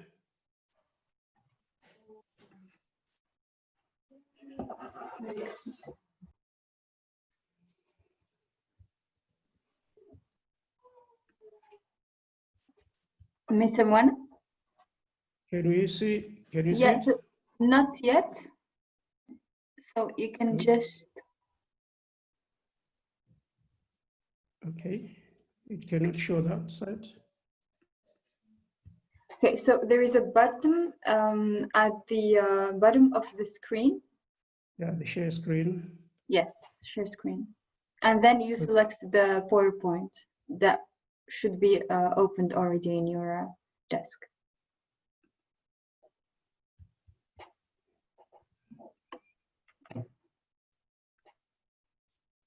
Can it be seen now?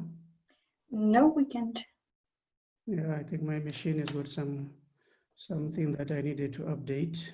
Okay, I have to proceed without it.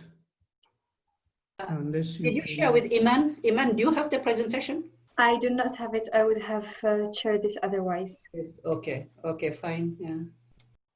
So we can proceed without it now. Okay.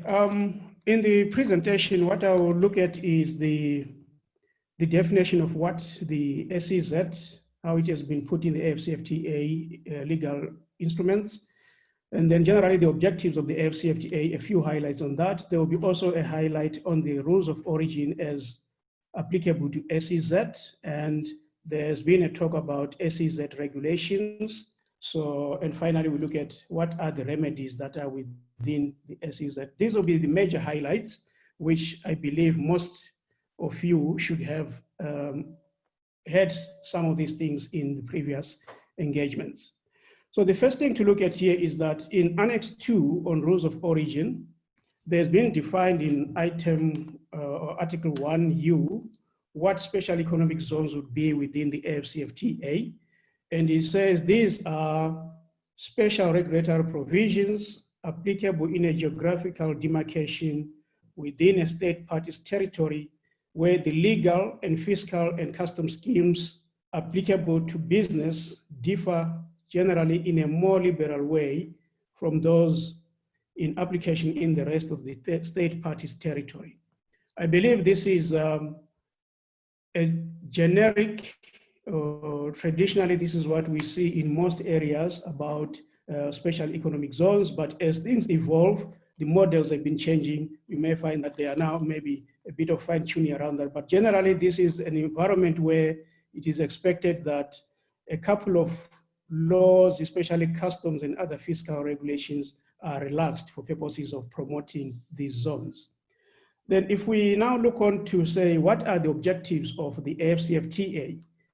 We just highlighted in terms of what is in the main agreement, what is in the protocol on trade in goods, and what is in the Annex 2 on rules of origin, because these are the instruments that directly impact on the trade in goods within the AFCFTA. So in terms of the objectives, which the SEZ obviously would have to align with, it says in Article 3D that the AFCFTA would like to lay a foundation for the establishment of a continental customs union at a later date. So this highlights to us that today the special economic zones will be operating within the free trade area, but with regional integration going forward, there are ambitions to see a continental customs union, which means the business for the special economic zones would have now freer environments to operate within. Then in 3G, you'll find that it talks about the AFCFTA aims at promoting industrial development through diversification and regional value chain development, agricultural development, and food security. This we are mentioning because when we looked at what the regional economic communities have been talking about, they've been indicating what they are doing in trying to build regional chains, and the AFCFTA is looking forward to these being strengthened through industrial development and contributing to the objectives of the AFCFTA. And now if we look at the protocol on trade in goods, there are specific objectives in Article 2, and one of them says the AFCFTA aims at the development and promotion of regional and continental value chains. We are just bringing this up to emphasize that the AFCFTA has got expectations for industrialization, and this is across the continent. It also goes in 2F to say the specific objective of the AFCFTA within the trade in goods protocol is to have enhanced socioeconomic development, diversification, and industrialization across Africa. So I've been mentioning all these just to highlight that there is so much expectation for industrialization, industrialization, industrialization. So it follows that SEZs, they are already operating on the continent. There needs to be enhancements. There may be new players coming in. There may be all other improvements, but all that has to be happening. The AFCFTA is expecting that these SEZ will be part of the tools that will contribute to these objectives of the AFCFTA. Now, what is there for AFCFTA, in the AFCFTA for the special economic zones? There has been an Article 23 in the Protocol on Trade in Goods.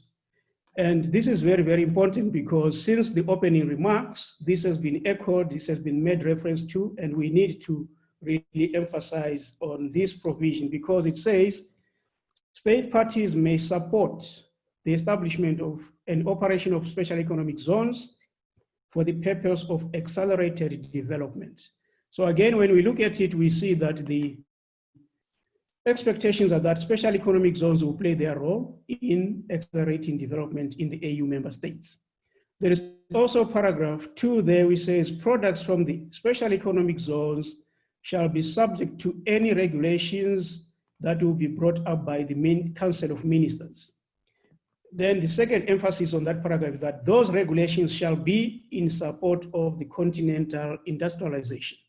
So we are emphasizing here that the implications that are there on the continent today is to say the AFCFTA expects that the SEZs will be there and they will be contributing to continental industrialization. Then it goes on now specific to the rules of origin to say the trade of products manufactured in special economic zones shall be subject to the provisions of Annex 2 on rules of origin. Now, this is where the emphasis has been since morning. I recall listening to Ambassador of Germany who indicated that there will be a need for member states now to review the rules and regulations pertaining to special economic zones, especially on this element of how much can be consumed within the domestic market. And in this context now, how much can be consumed within the AFCFTA. And I recall the Secretary also indicated that they are streamlining the SEZs within the continent to the AFCFTA. So there is this link now to say there is an expectation that SEZs will contribute towards industrialization, value chains, and the goods that we produce there will be subject to the rules of origin that are obtaining within the AFCFTA. But let me hasten to say that position is still under negotiation.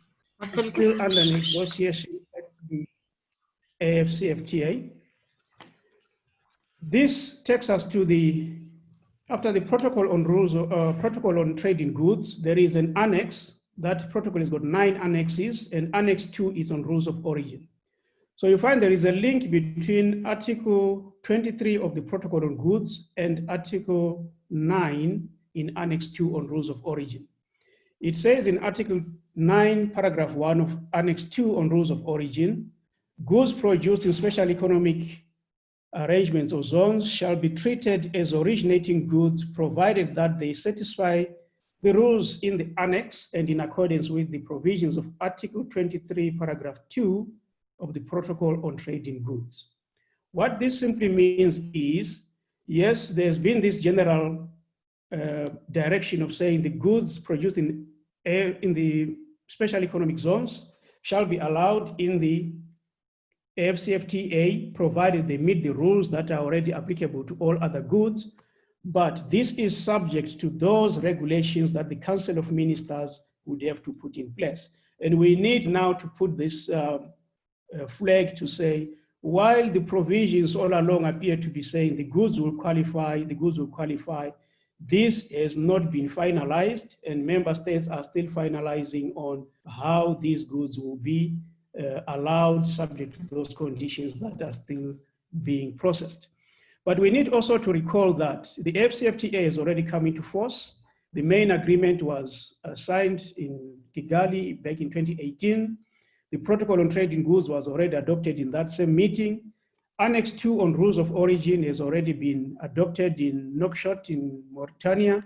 And finally, the Appendix 4 to this Annex 2 on rules of origin, the agreed rules in that appendix were also adopted at the summit in July 2019 in Niamey.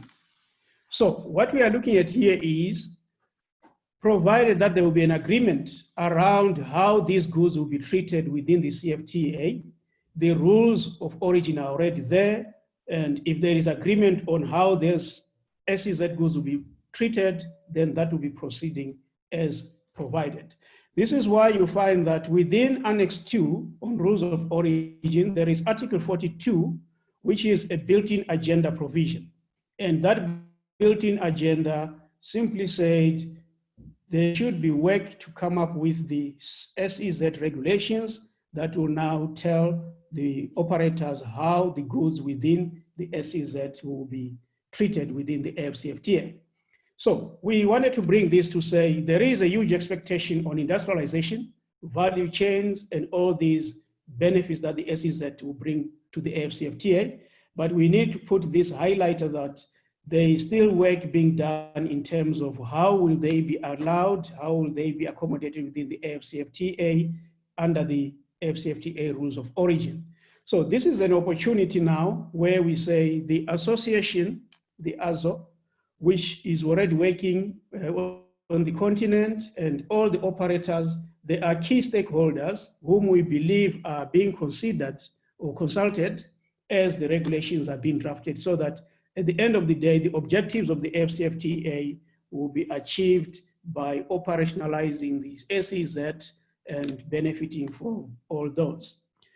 Then in case, actually, we need to say, what are the fears? Why is there this provision for regulating the goods coming from SEZ?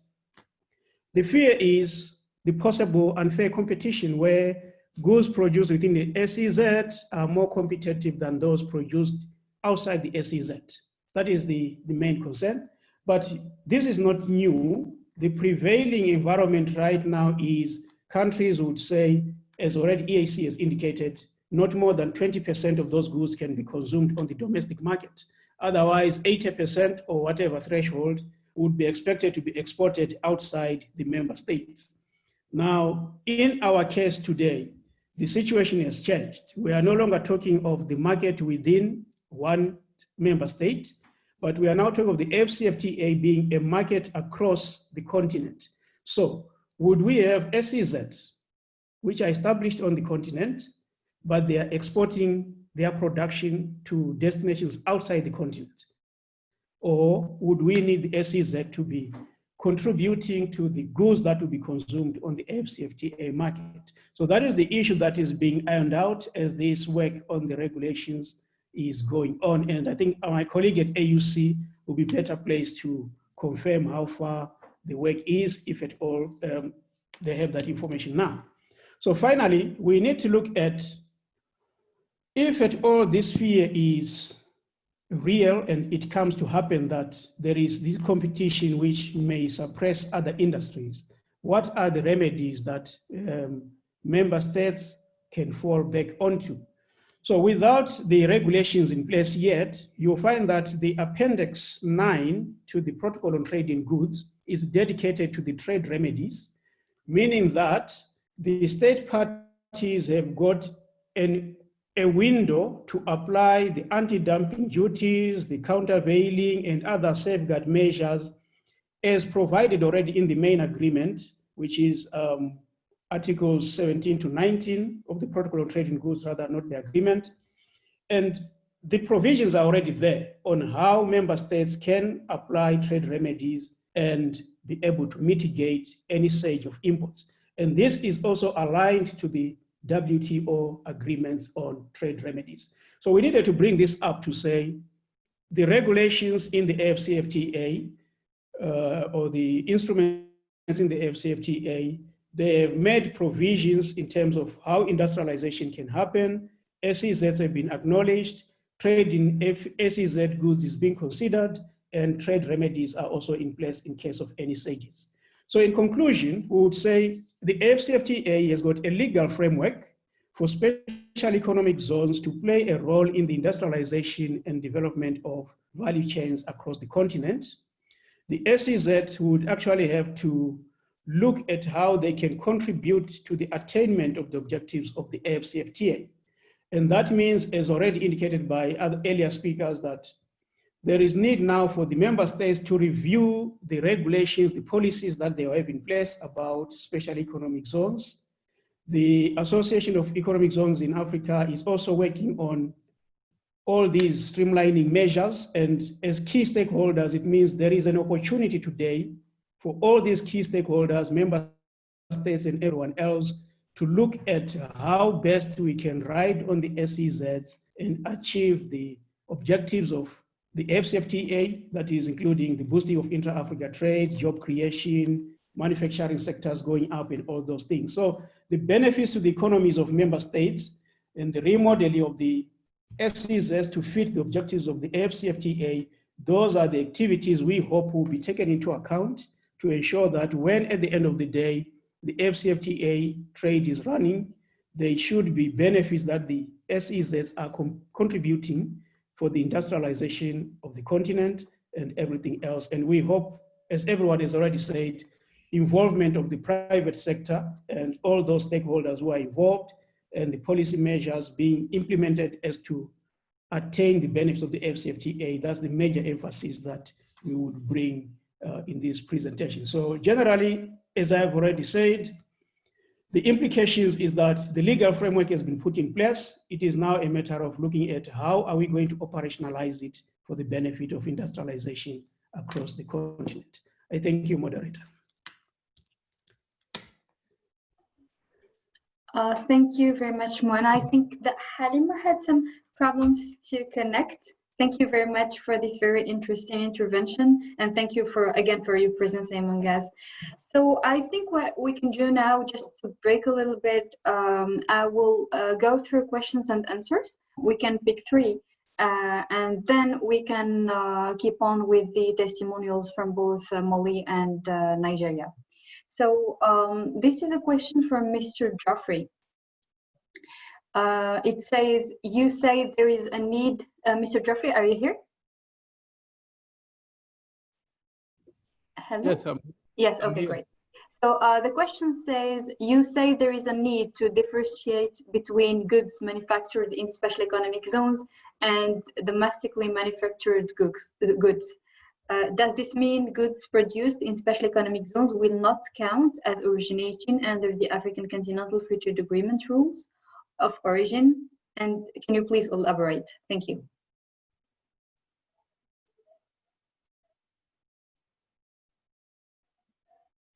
Mr. Joffrey, I think you have to turn on your mic. Okay. Okay, great.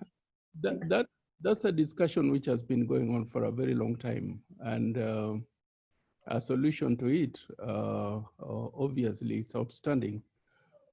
In a customs union, basically, goods which are produced, so long as they meet all the rules of origin requirements, should be able to circulate freely. But then there are also those special incentives which are provided to the EPZs, the ECZs, and the other schemes. And then how should they be treated?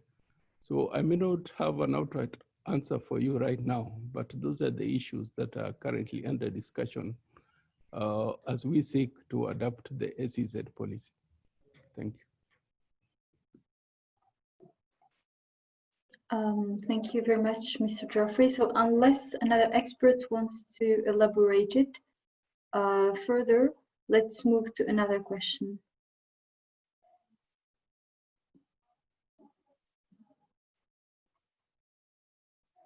So this is a question that has been asked twice. The United Nations briefs assured that the COVID-19 pandemic began to affect African economies heavily and to destroy livelihoods well before it reached the shores of the continent and had many negative consequences. Falling demand for Africa's commodities, capital flight from Africa, a virtual collapse of tourism, and air transport associated with lockdowns and border closure, and depreciation of local currencies as a result of deterioration in the current account balance. So the question is about in light of the above statement, how can the African Continental Free Trade Agreement mitigate these negative consequences on African countries? And how do you evaluate the importance of continental and global cooperation in mitigating these consequences? Thank you.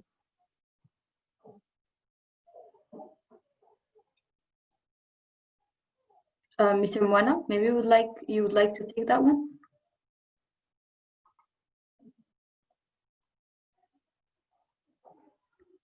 You need to switch your mic on. Sorry, I'm now on. The impact of COVID-19, I think we have had so many lessons in these last 6 months or so that we had lockdowns and all these. For the Fcfta, one would say this has actually underlined the need for the African member states to promote these regional markets and build the continental market as quickly as it possibly can be. For instance, if you look at how much the countries had to import from outside the continent in reaction to the COVID-19, one would say if we had manufacturers within the continent, maybe the cost to the countries, the delays of deliveries, and all these factors that are common in procuring the goods would actually have been mitigated. So the Fcfta would now be, it's an opportunity for the member states to improve the production within the continent so that at the end of the day, we have less costs of importing from far away destinations without breaking global markets. But the COVID-19, with the limitations that it brought, it actually underlined that if the Fcfta and regional markets were active with local production, the countries would have had a faster reaction to what is happening. But as we see it now, there are quite a number of delays that have to come with the impact of COVID-19. I think that's what we can say for now. Okay, can I also add on to that? Yes, please go ahead. Okay, I think it is well said, but there's also this aspect that we must take into account in the process of improving production within the continent and otherwise.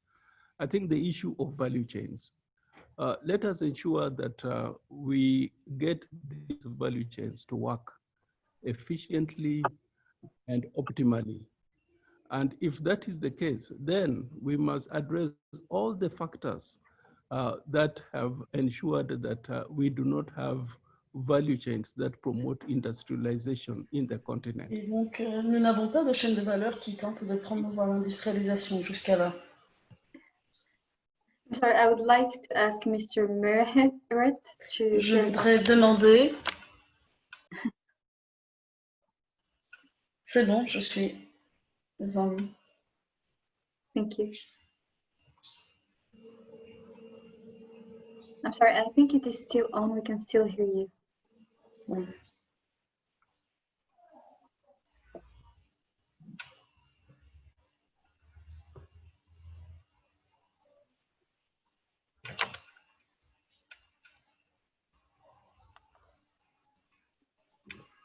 So, I think we'd better move. Je pense que l'on peut peut-être passer.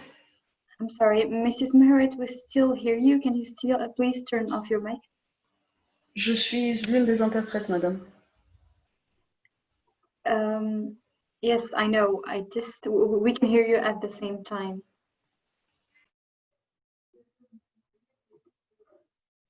Oh, I think now it's all right. Thank you very much, Meharet.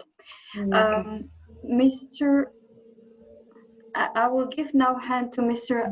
Soji, Managing Director of NEPSA. Mr. Adesoji. Directeur. Monsieur Adesoji.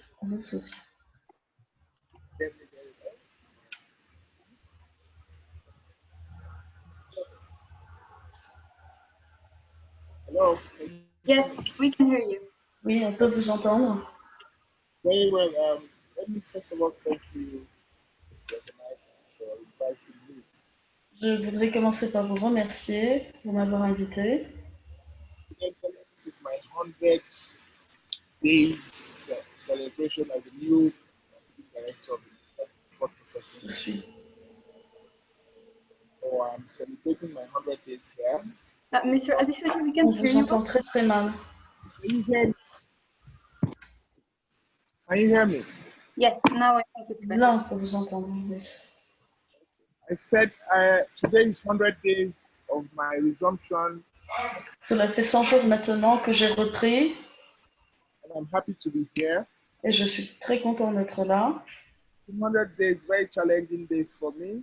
C'était des jours qui m'ont posé beaucoup de difficultés, certes. The perspectives of the special economic zones under the Nigerian Par dispensation. rapport aux zones économiques spéciales que nous avons au Nigeria.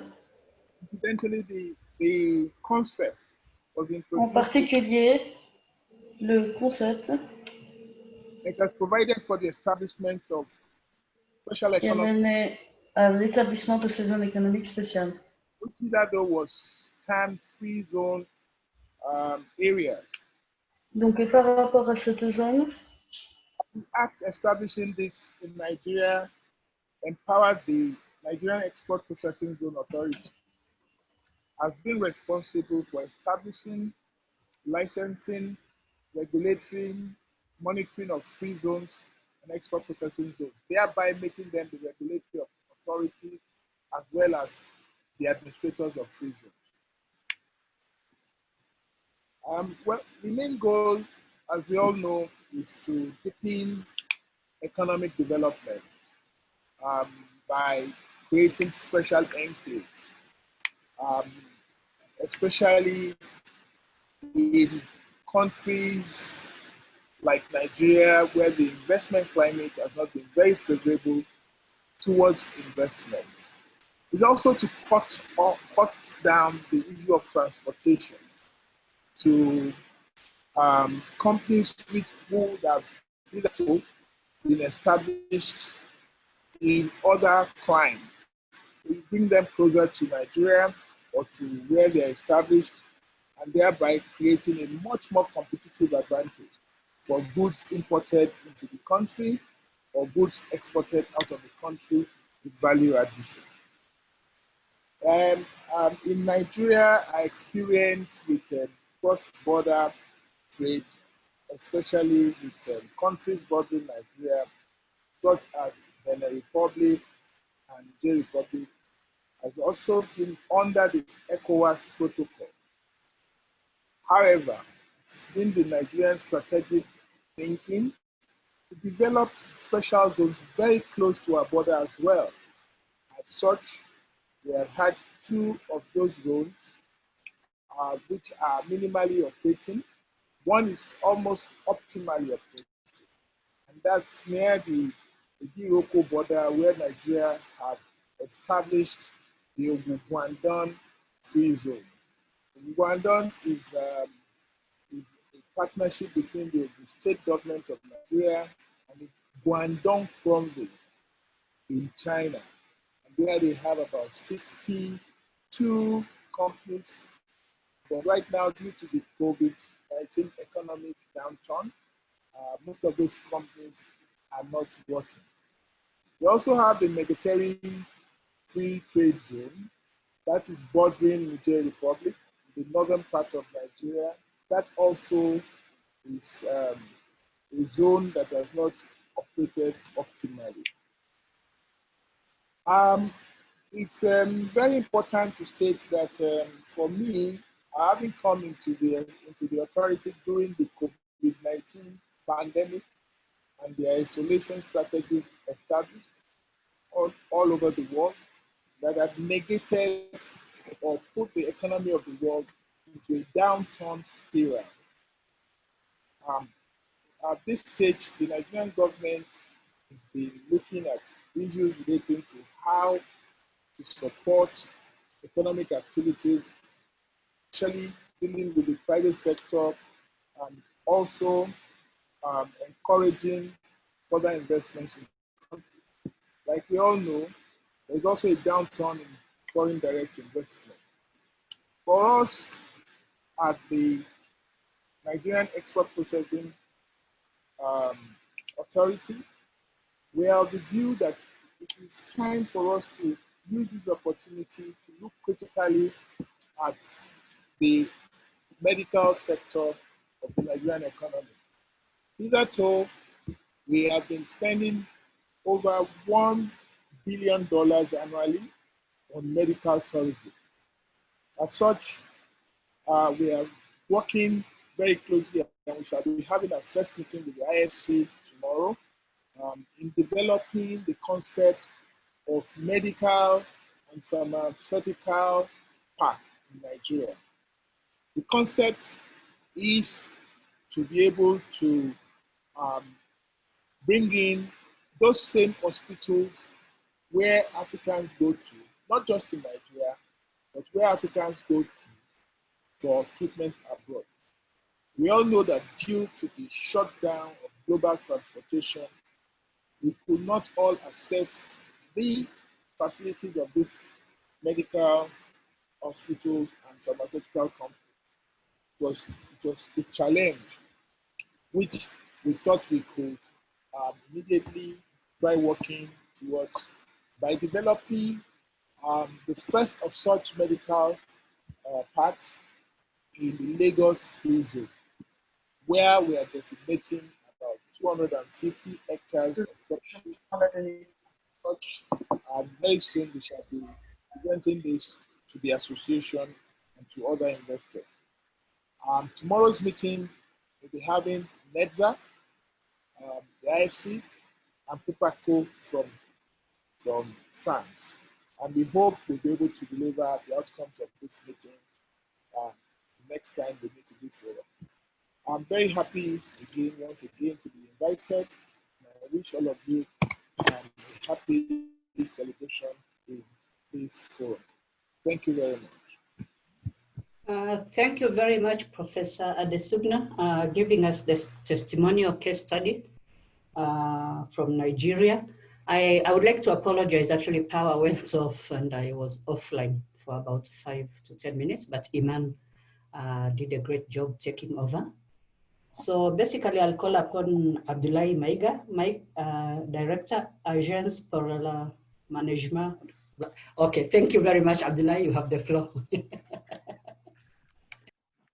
Okay, thank you very much. Okay, sorry. So I guess I can talk in French, right? Yeah, Hello? You can, yes. Go ahead. We have interpreters. Okay, thank you. Yes, okay. I'm sorry, I would just need to remind the English speakers that interpretation is available at the bottom of the screen. Thank you.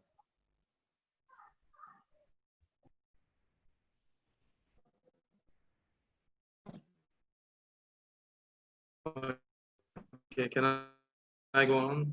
Yes, please go ahead, Megan. Okay, thank you, Iman. Okay, hello to everybody, and I'm sorry for le léger retard. Je vais parler je vais pas beaucoup parler des zones économiques spéciales transfrontaliers ou régionaux, parce que les brillants participants ont déjà beaucoup parlé de ça, et je me retrouve totalement en phase avec eux sur pas mal d'aspects.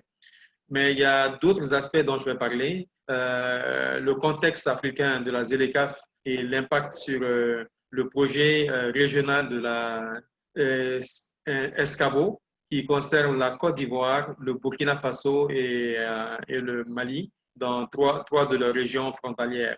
Donc, en effet, depuis l'entrée en vigueur de la ZLEC, qui est présentée comme une nouvelle ère économique, mais nous pensons que c'est que les pays les plus méritants qui pourront jouir de ce bénéfice. L'Afrique, en tout cas, se trouve dans une croisée des chemins, on peut dire. Alors, l'impréparation de certains États peut créer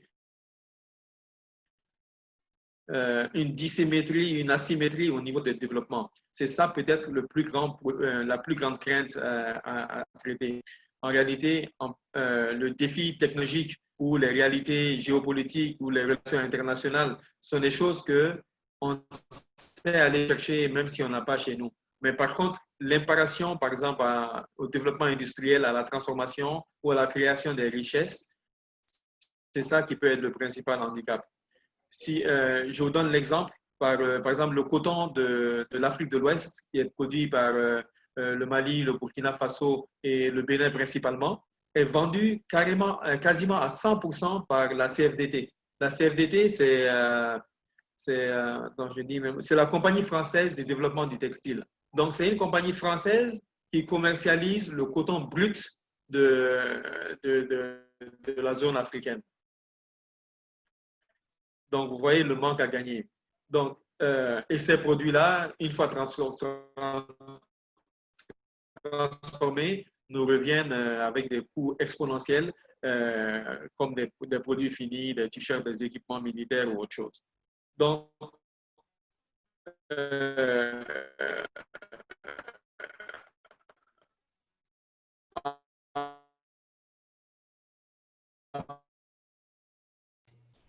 Did we lose Abdullah?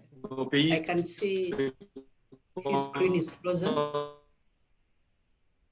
Okay. Des projets de type aide au développement. Hello? Did we lose Abdullah? No, he's still Orienté vers la lutte, online, but les zones allées dans la... Yes? You're not working now, My right? screen is closed.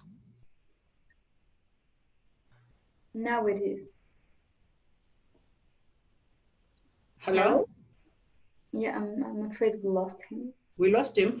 So, but I can see him back. Mr. Abdullah, go ahead. We see you.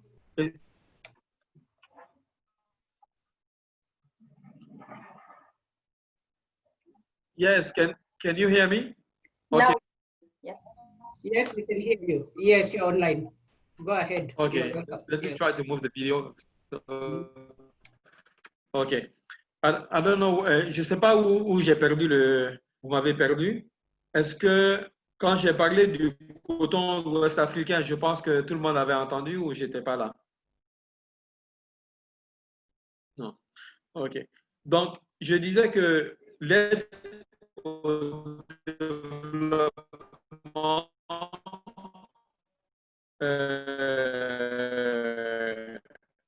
orientée vers la lutte contre la pauvreté, mise en place depuis des décennies, ne marche plus. Ne marche plus parce que pour nous, donc, beaucoup de parents... Can you hear me?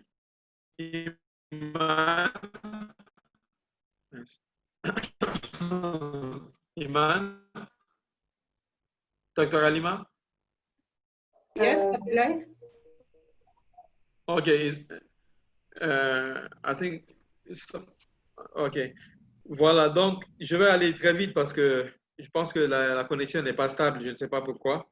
Je disais que la pauvreté doit être considérée comme une conséquence de quelque chose et non pas lutter contre la pauvreté. Donc, c'est pour ça avec beaucoup de partenaires, on a décidé de les aides vers les projets et régions de croissance, voire d'émergence des pays. L'UEMOA et la CAO ainsi que de nombreux partenaires techniques financiers encouragent fortement ces types de projets-là et jusqu'à faire évoluer leur... Maintenant, pour parler de la zone économique spéciale, SICASO, je rappelle que c'est en 2012, donc près de 10 ans que les pays se sont mis d'accord pour créer une zone régionale de prospérité. Et mais c'est l'engagement politique qui a été donné. Là, je vais vous parler rapidement depuis 2018 jusqu'à maintenant de là où on en est. Pour rappel, les gouvernements des pays, des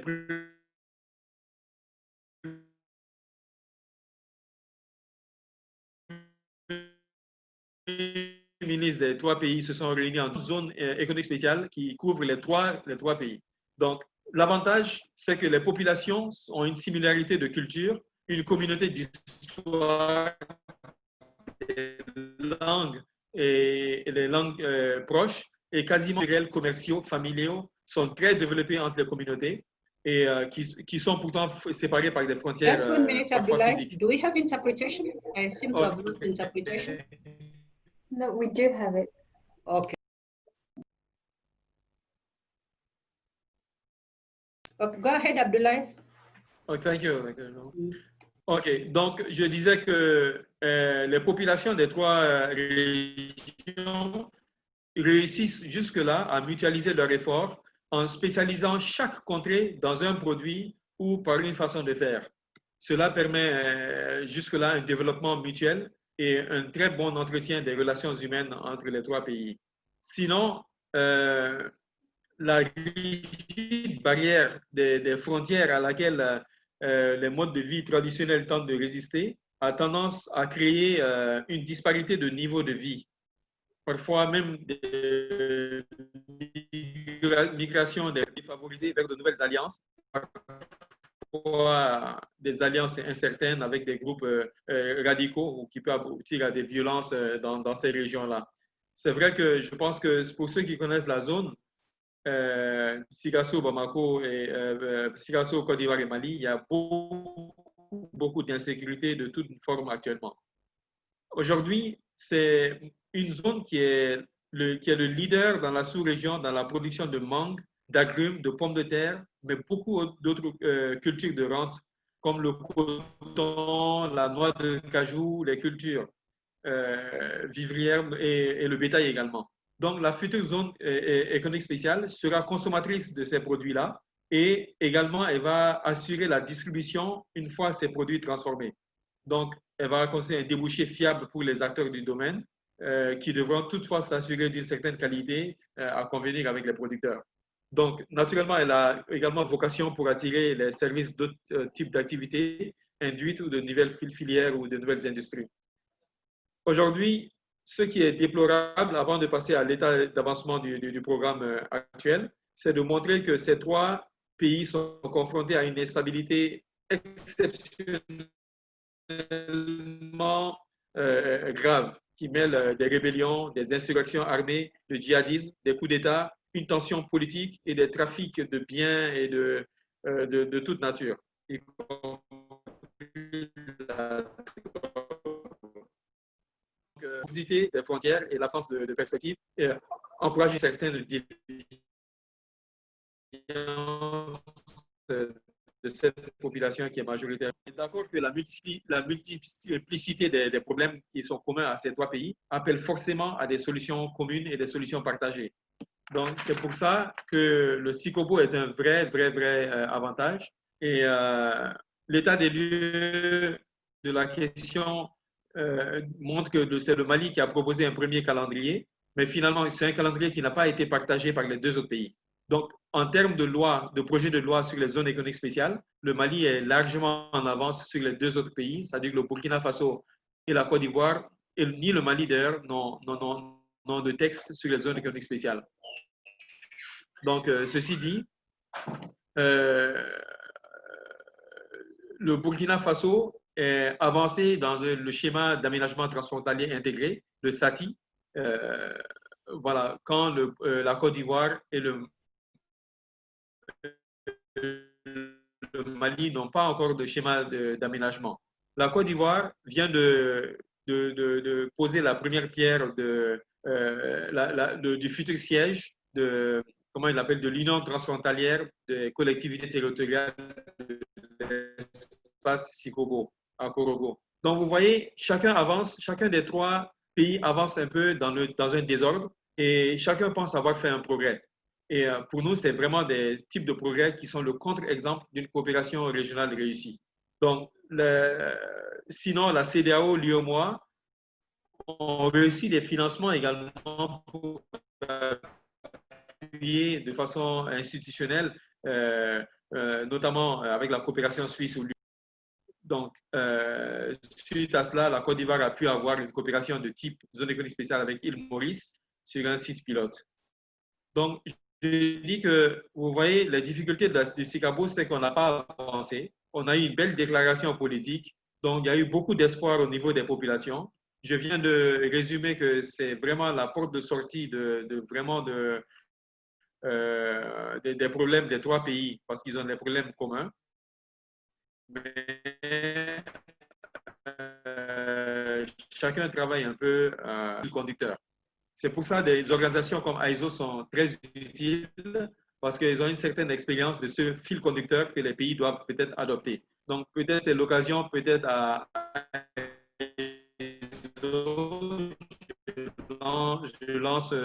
je réfléchis à haute voix, de proposer ces services à ces 3 pays pour développer ensemble de façon à haute organisation pour nos. Donc, en termes des autres difficultés, j'ai cité l'insuffisance au niveau législatif parce qu'aucun des 3 pays ne dispose de texte en rapport avec les zones économiques spéciales. Mais il n'y a pas un cadre de concertation non plus entre ces 3 pays. Au Burkina, par exemple, le projet de Sikobo est logé à ce qu'ils appellent la Direction générale de l'aménagement du territoire, la DGAT. La Côte d'Ivoire, le dossier est au niveau du gouvernement, qui se partage la responsabilité. OK. Voilà. Donc, l'autre aspect, c'est l'absence de projets suffisamment étudiés. Donc, on va dans beaucoup de choses, mais on n'a même pas encore de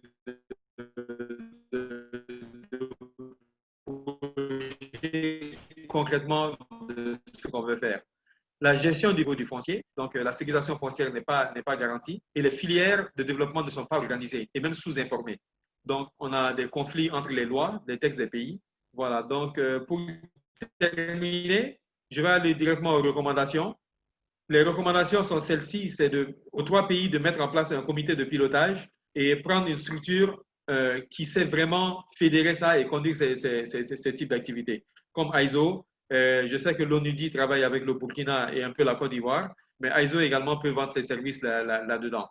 Donc, les prochaines étapes vers la Sikobo sont encore longues et les enjeux sont très, très grands.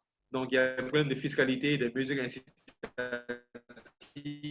qui ne sont pas encore discutées, les règles des structures de gestion, les cahiers de charges, la promotion, etc. ne sont pas encore sur un papier.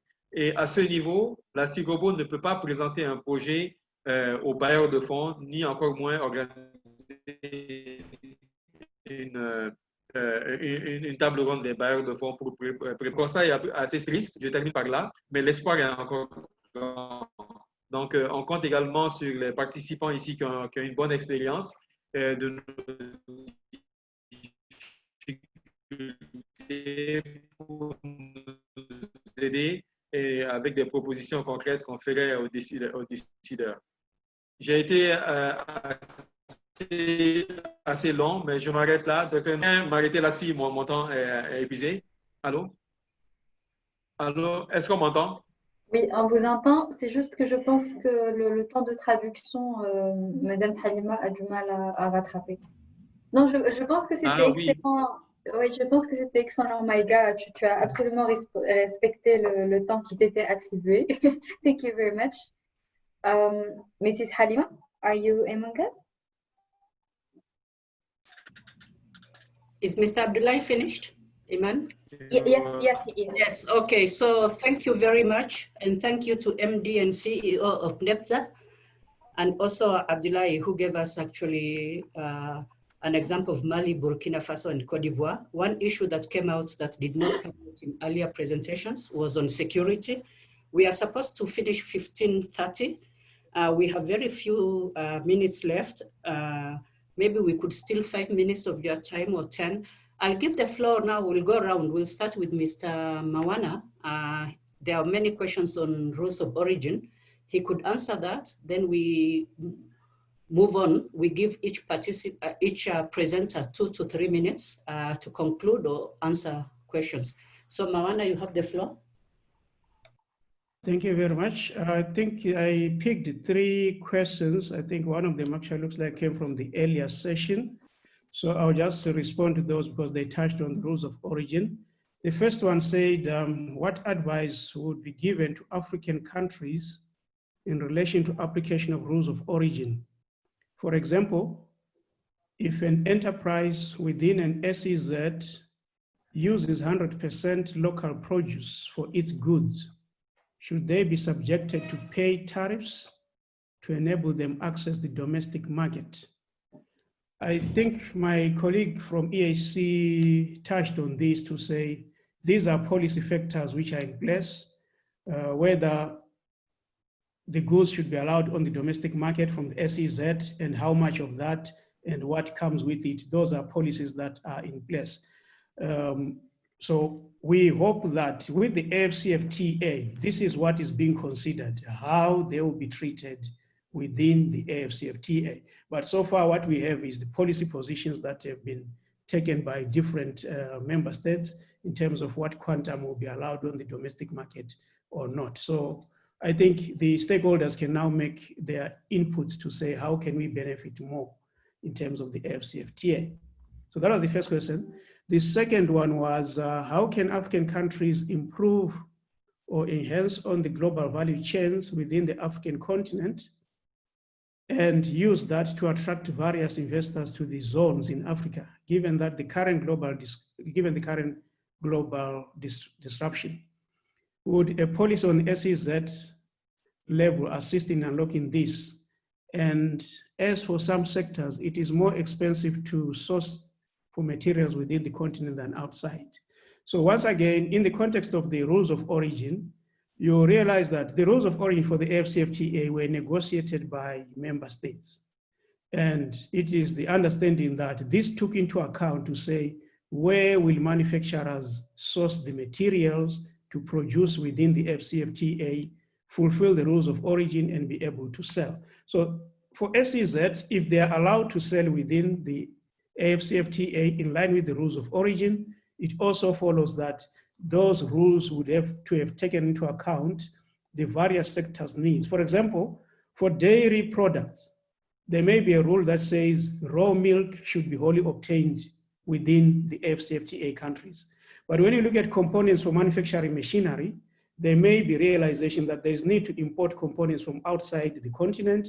Therefore, some element of value addition or controlling the threshold of non-originating materials will be built into those rules. So the bottom line is there is a need to have rules of origin that are sector or industrial specific or sector sensitive to enable the manufacturers to bring the materials. Then the investors will obviously follow that and see the benefit of investing in that particular area because they can access the materials, then they can also access the market and so forth. Then the last question, which was asked during the session, was how can AFCFTA state parties overcome the rules of origin challenges, and how can AFCFTA help in this regard?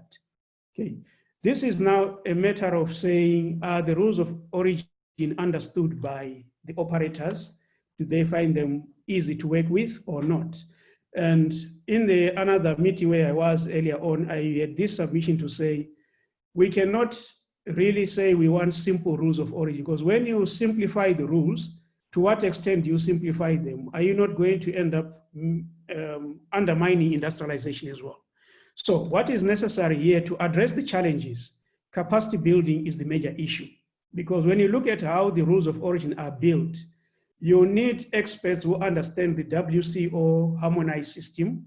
You need rules of origin experts. You need trade policy experts. You need people who understand the customs valuation from the WTO. You need industries now to really put their input to say, what are their requirements for them to be able to produce the goods that will meet the requirements and that will meet the rules of origin for the free trade area. So to mitigate the challenge of rules of origin, it's about involving all the players with the relevant expertise from the time of negotiating the rules of origin, implementation stage. There are always review stages. If everyone can have their input, the rules of origin should be configured to suit the operations within a free trade area. And one would assume that the AU member states negotiated in this spirit, but capacity building has to be a very major initiative to enable implementation going forward. Thank you, moderator. I think those are the three. So while I'm on the floor, maybe I can just put my winding remarks is to say thank you very much for having invited us to the meeting, and our input is to simply say the Fcfta is expecting industrialization, therefore SEZs may be modeled to make sure that they become a major tool to bring industrialization across the Fcfta countries in the AU. Thank you very much. Thank you very much, Mawana. You left us with two thoughts. Capacity building is key for successful, effective implementation, and also interdisciplinary expertise involving a number of actors. So you said from negotiations to implementation. You had the guru from ROO. I'll give the floor to Mr. Osoro from the ESC, also to answer any questions and wind and give us concluding remarks. Osoro, karibu. Okay, thank you very much. Asante sana. I believe that I responded to the only question that was raised earlier. But just maybe mention in conclusion the fact that as we move forward, let us emphasize the importance of e-commerce as a critical factor in promoting cross-border trade. During all the discussions we have had here today, I have not listened much about e-commerce, and it is necessary that we give it that recognition. And also in that regard, develop strategies that can promote e-commerce. And then maybe also let us continue to emphasize the role of the private sector in participating, developing our policy frameworks. Let us not leave them aside, because at the end of the day, they will be called upon to implement some of these policies. And the success of that implementation will depend on their involvement in developing them. And also let us not forget the role of SMEs, which to a large extent is comprised of our women and the youth. Let us not set them aside and move forward without them. Thank you very much. And again, our appreciation for inviting us to this very important forum. Asante sana. Karibu sana Osoro. We also appreciate the ESC being part of this conversation. You brought one issue about e-commerce that we haven't actually really dwelled upon. This is a third phase issue. I think with the pandemic, e-commerce has shown, even we are having this webinar, the importance of that, the role of SMEs, and as you correctly said, most cross-border also traders are women, youth, bulge, unemployment. So we really appreciate also you are emphasizing that we need to develop strategies for SMEs, for e-commerce. I mean, and there's a AUC paper on e-commerce strategy developed with UNECA. Very important, and we appreciate that. And you also emphasized the importance of the private sector. This is key. So I'll call on Innocent from COMESA, concluding remarks and answering any questions that you may have. Thank you, moderator. I don't have any specific questions to answer, but just in a way of conclusion,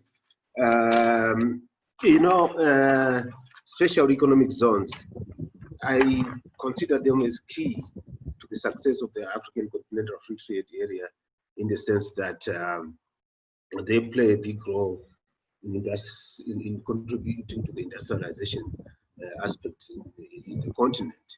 As you are aware, around just below 20% of intra-trade is taking place within the continent when compared to the European Union, which is at 60%, the Asian economic bloc at 40%. So we are still at the lowest. The real major reason is low levels of industrialization as a result of the deindustrialization that is taking place.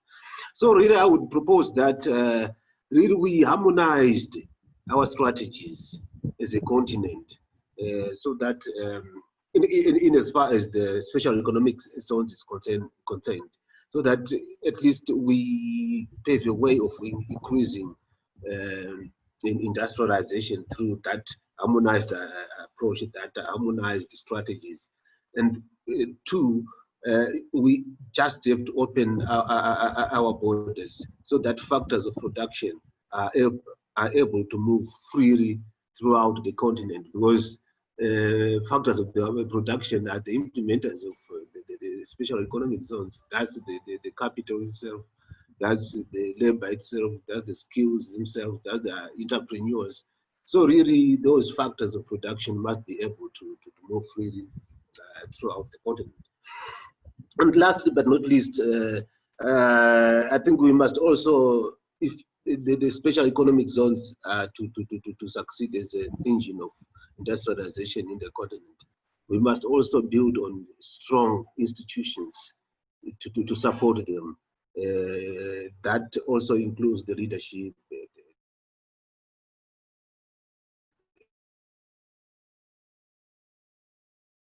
Thank you very much, Innocent. He brought out an issue about strong institutions. You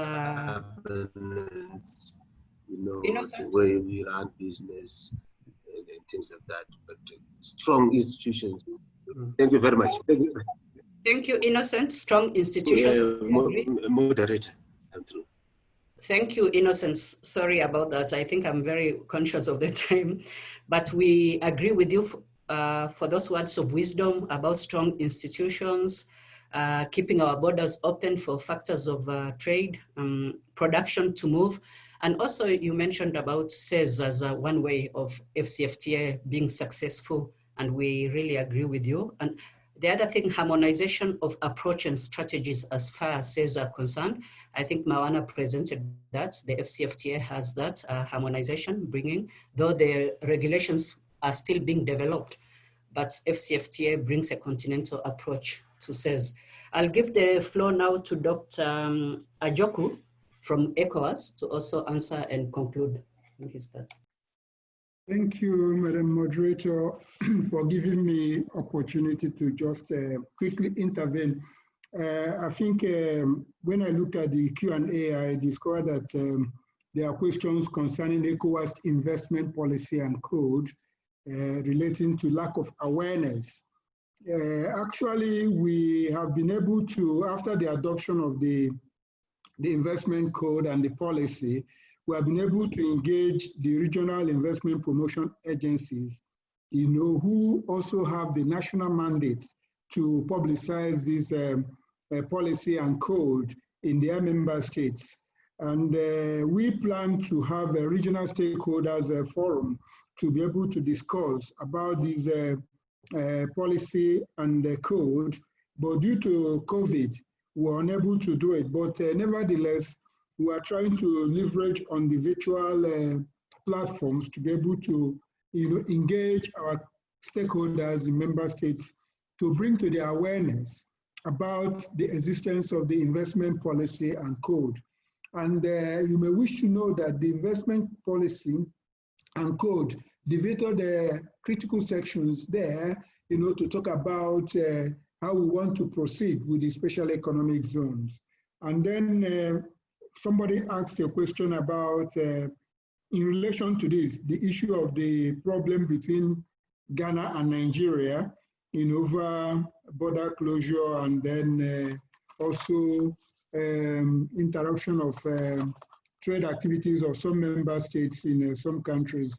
I believe that some of these problems are problems emanating from the perception that some member states are not committed to regional agreements in the area of control of illicit activities across the borders, leading to the closure of border, and then the reciprocity that some countries are getting as a result of reaction to that border closure. But the ECOWAS Commission is working hard with the member states concerned to see how this problem will be resolved, because it negates the protocol of free movement and then right of establishment, you know, that member states have signed, you know, and so we are hopeful that this problem will soon be resolved so that people can also move freely and trade freely within the region.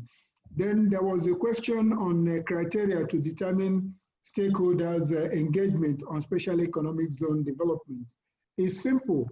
We are approaching this from the principle or the philosophy of public-private partnership, private-public private partnership, as well as engagement of our development partners. And that is what we are doing to be able to see how we can be able to galvanize efforts in the region, to be able to,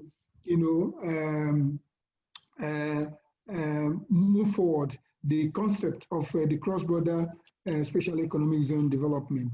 And then we have also indicated my email address for those who wanted to contact me for further clarification on the investment code and the policy. And I want to also say here that our investment code and policy was also what was taken at the continental level by the African Union to have the continental investment code, which aligns very well with our regional investment code. Then the issue of sharing information between free trade zones and other. I think that for that question specifically come from Nigeria, and I believe that there should be a network of free trade zones in Nigeria, because they will have a lot of them in Nigeria, to see how they can also, come together and then speak with one voice and align themselves to the tenets of the African Continental Free Trade Area Agreement, which Nigeria, has, acceded to. So I believe that these are the things that have been brought on board, and I think these are the few reflections on this. But I want to end my intervention by saying that the issue of rules of origin have been identified to be very key and critical to the success of the implementation of African Continental Free Trade Area. And we must do everything possible to ensure that, there is proper understanding about, by the implementers, especially the private sector, about these rules of origin, because it's an area of contention and worry by the private sector, on how we are going to be able to operationalize the rules of origin. And in this regard, I think that the AU efforts in the development of SEZ policy should be shared with the regional economic communities. And we will be in position to also engage our member states to discuss this, so that at the end of the day, all our concerns and worries are brought into consideration in finalizing this document that will be adopted both at the continental and regional level.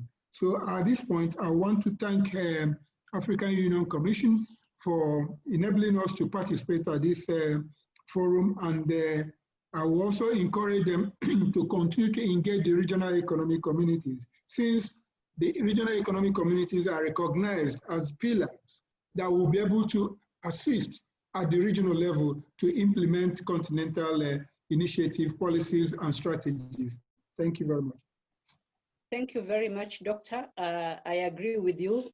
You are a partner to African Union, and we need to engage the private sector in operationalization of ROO and finalizing the built-in agenda items. I totally agree with you. I will call now upon Professor Adesoji, the MD of NEPZA, for concluding remarks or any other comments you would like to make. Prof. Thank you very much. I think it's very important for me as a practitioner of investment promotion and economic development to say that it's critical for special economic zones for the government and the intergovernment agencies to actually have a clear understanding of what it is. My 90 days experience of NEPZA indicates that while the NEPZA stakeholders, especially private sector practitioners and administrators of the special economic zones, have an understanding of what the regulatory framework is.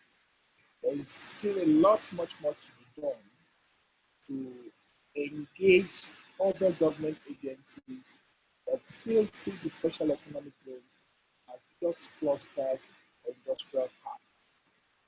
So it's been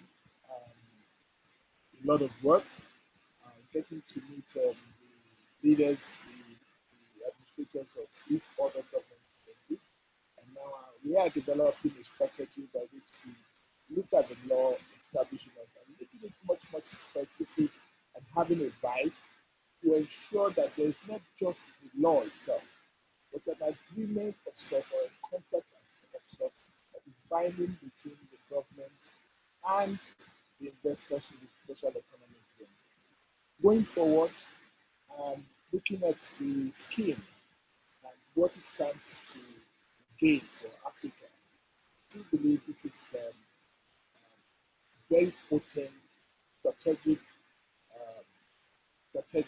strategy towards economic development in Africa. And if we get it right, I think we can attract much more industry to help us with the industrialization of the ought to. But it is still work in progress. We still need to get our understanding of the concept, and we still need to get the policy makers as well as the legislators to have the total buy-in, etc. One other thing I've discovered is investing in special economic zones is huge.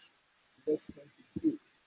Getting the adequate investment, not just with government, but developing a strategy by which we can work with the private sector, engage them, while government provides the land and get the private sector to actually build partnerships with government. And that is what we are looking at here at NECA, as well as looking at other forms of privatization of the public good or PPP kind of arrangement. Like I said, we are encouraging private sector participation in this respect. And also, we'll be hearing more from us with the concept of the medical, the pharma medical path that we're trying to put up in Lagos. Very interesting new development that's coming up from Nigeria. Thank you very much. Thank you very much, Prof. I admit I had some difficulties hearing.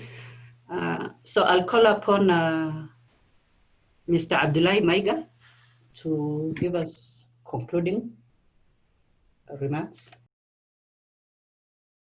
Is Abdullahi still with us?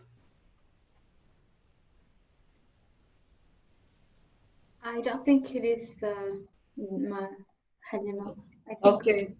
So if he left, thank you very much, Professor, all the panelists.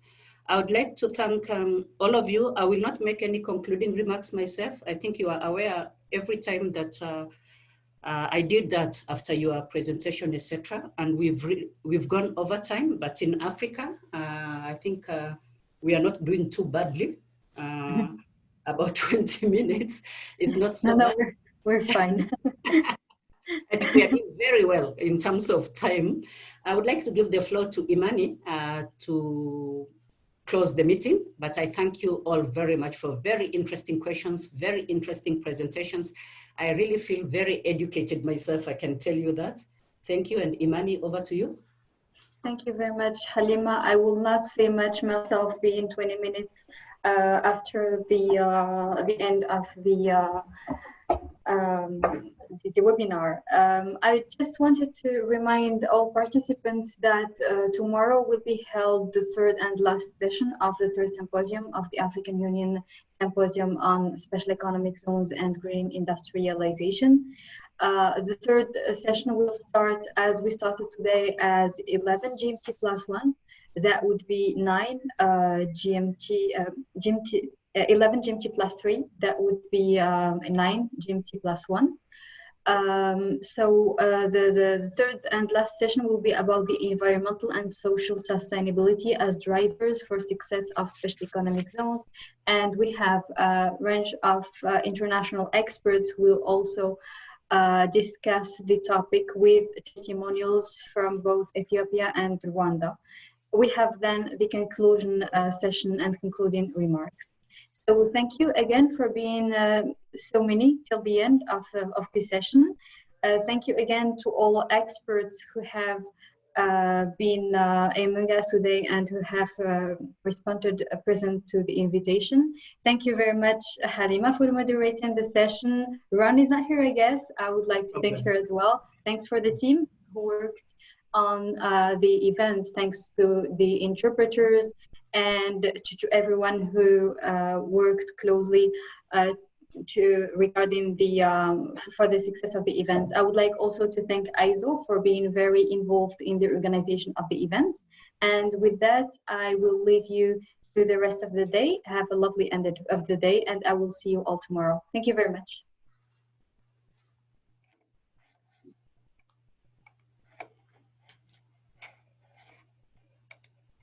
Thank you. Thank you. Thank you. Thank you. Yeah, yeah. How are you? Good to see you. Greetings. How are you, my dear brother? I'm fine. Long time. A long time. You see, this COVID thing has restricted our movements. Yeah. Well, we give thanks to the Lord that we are surviving. You see that? Yeah? And we can no longer act like one. If we had met physically, it would have been a different thing altogether. So otherwise, how is Abuja? Abuja is fine. Abuja is fine. Okay. And our family, everybody is fine. Yeah, everyone is fine here in Lusaka. Okay. We are still under restriction.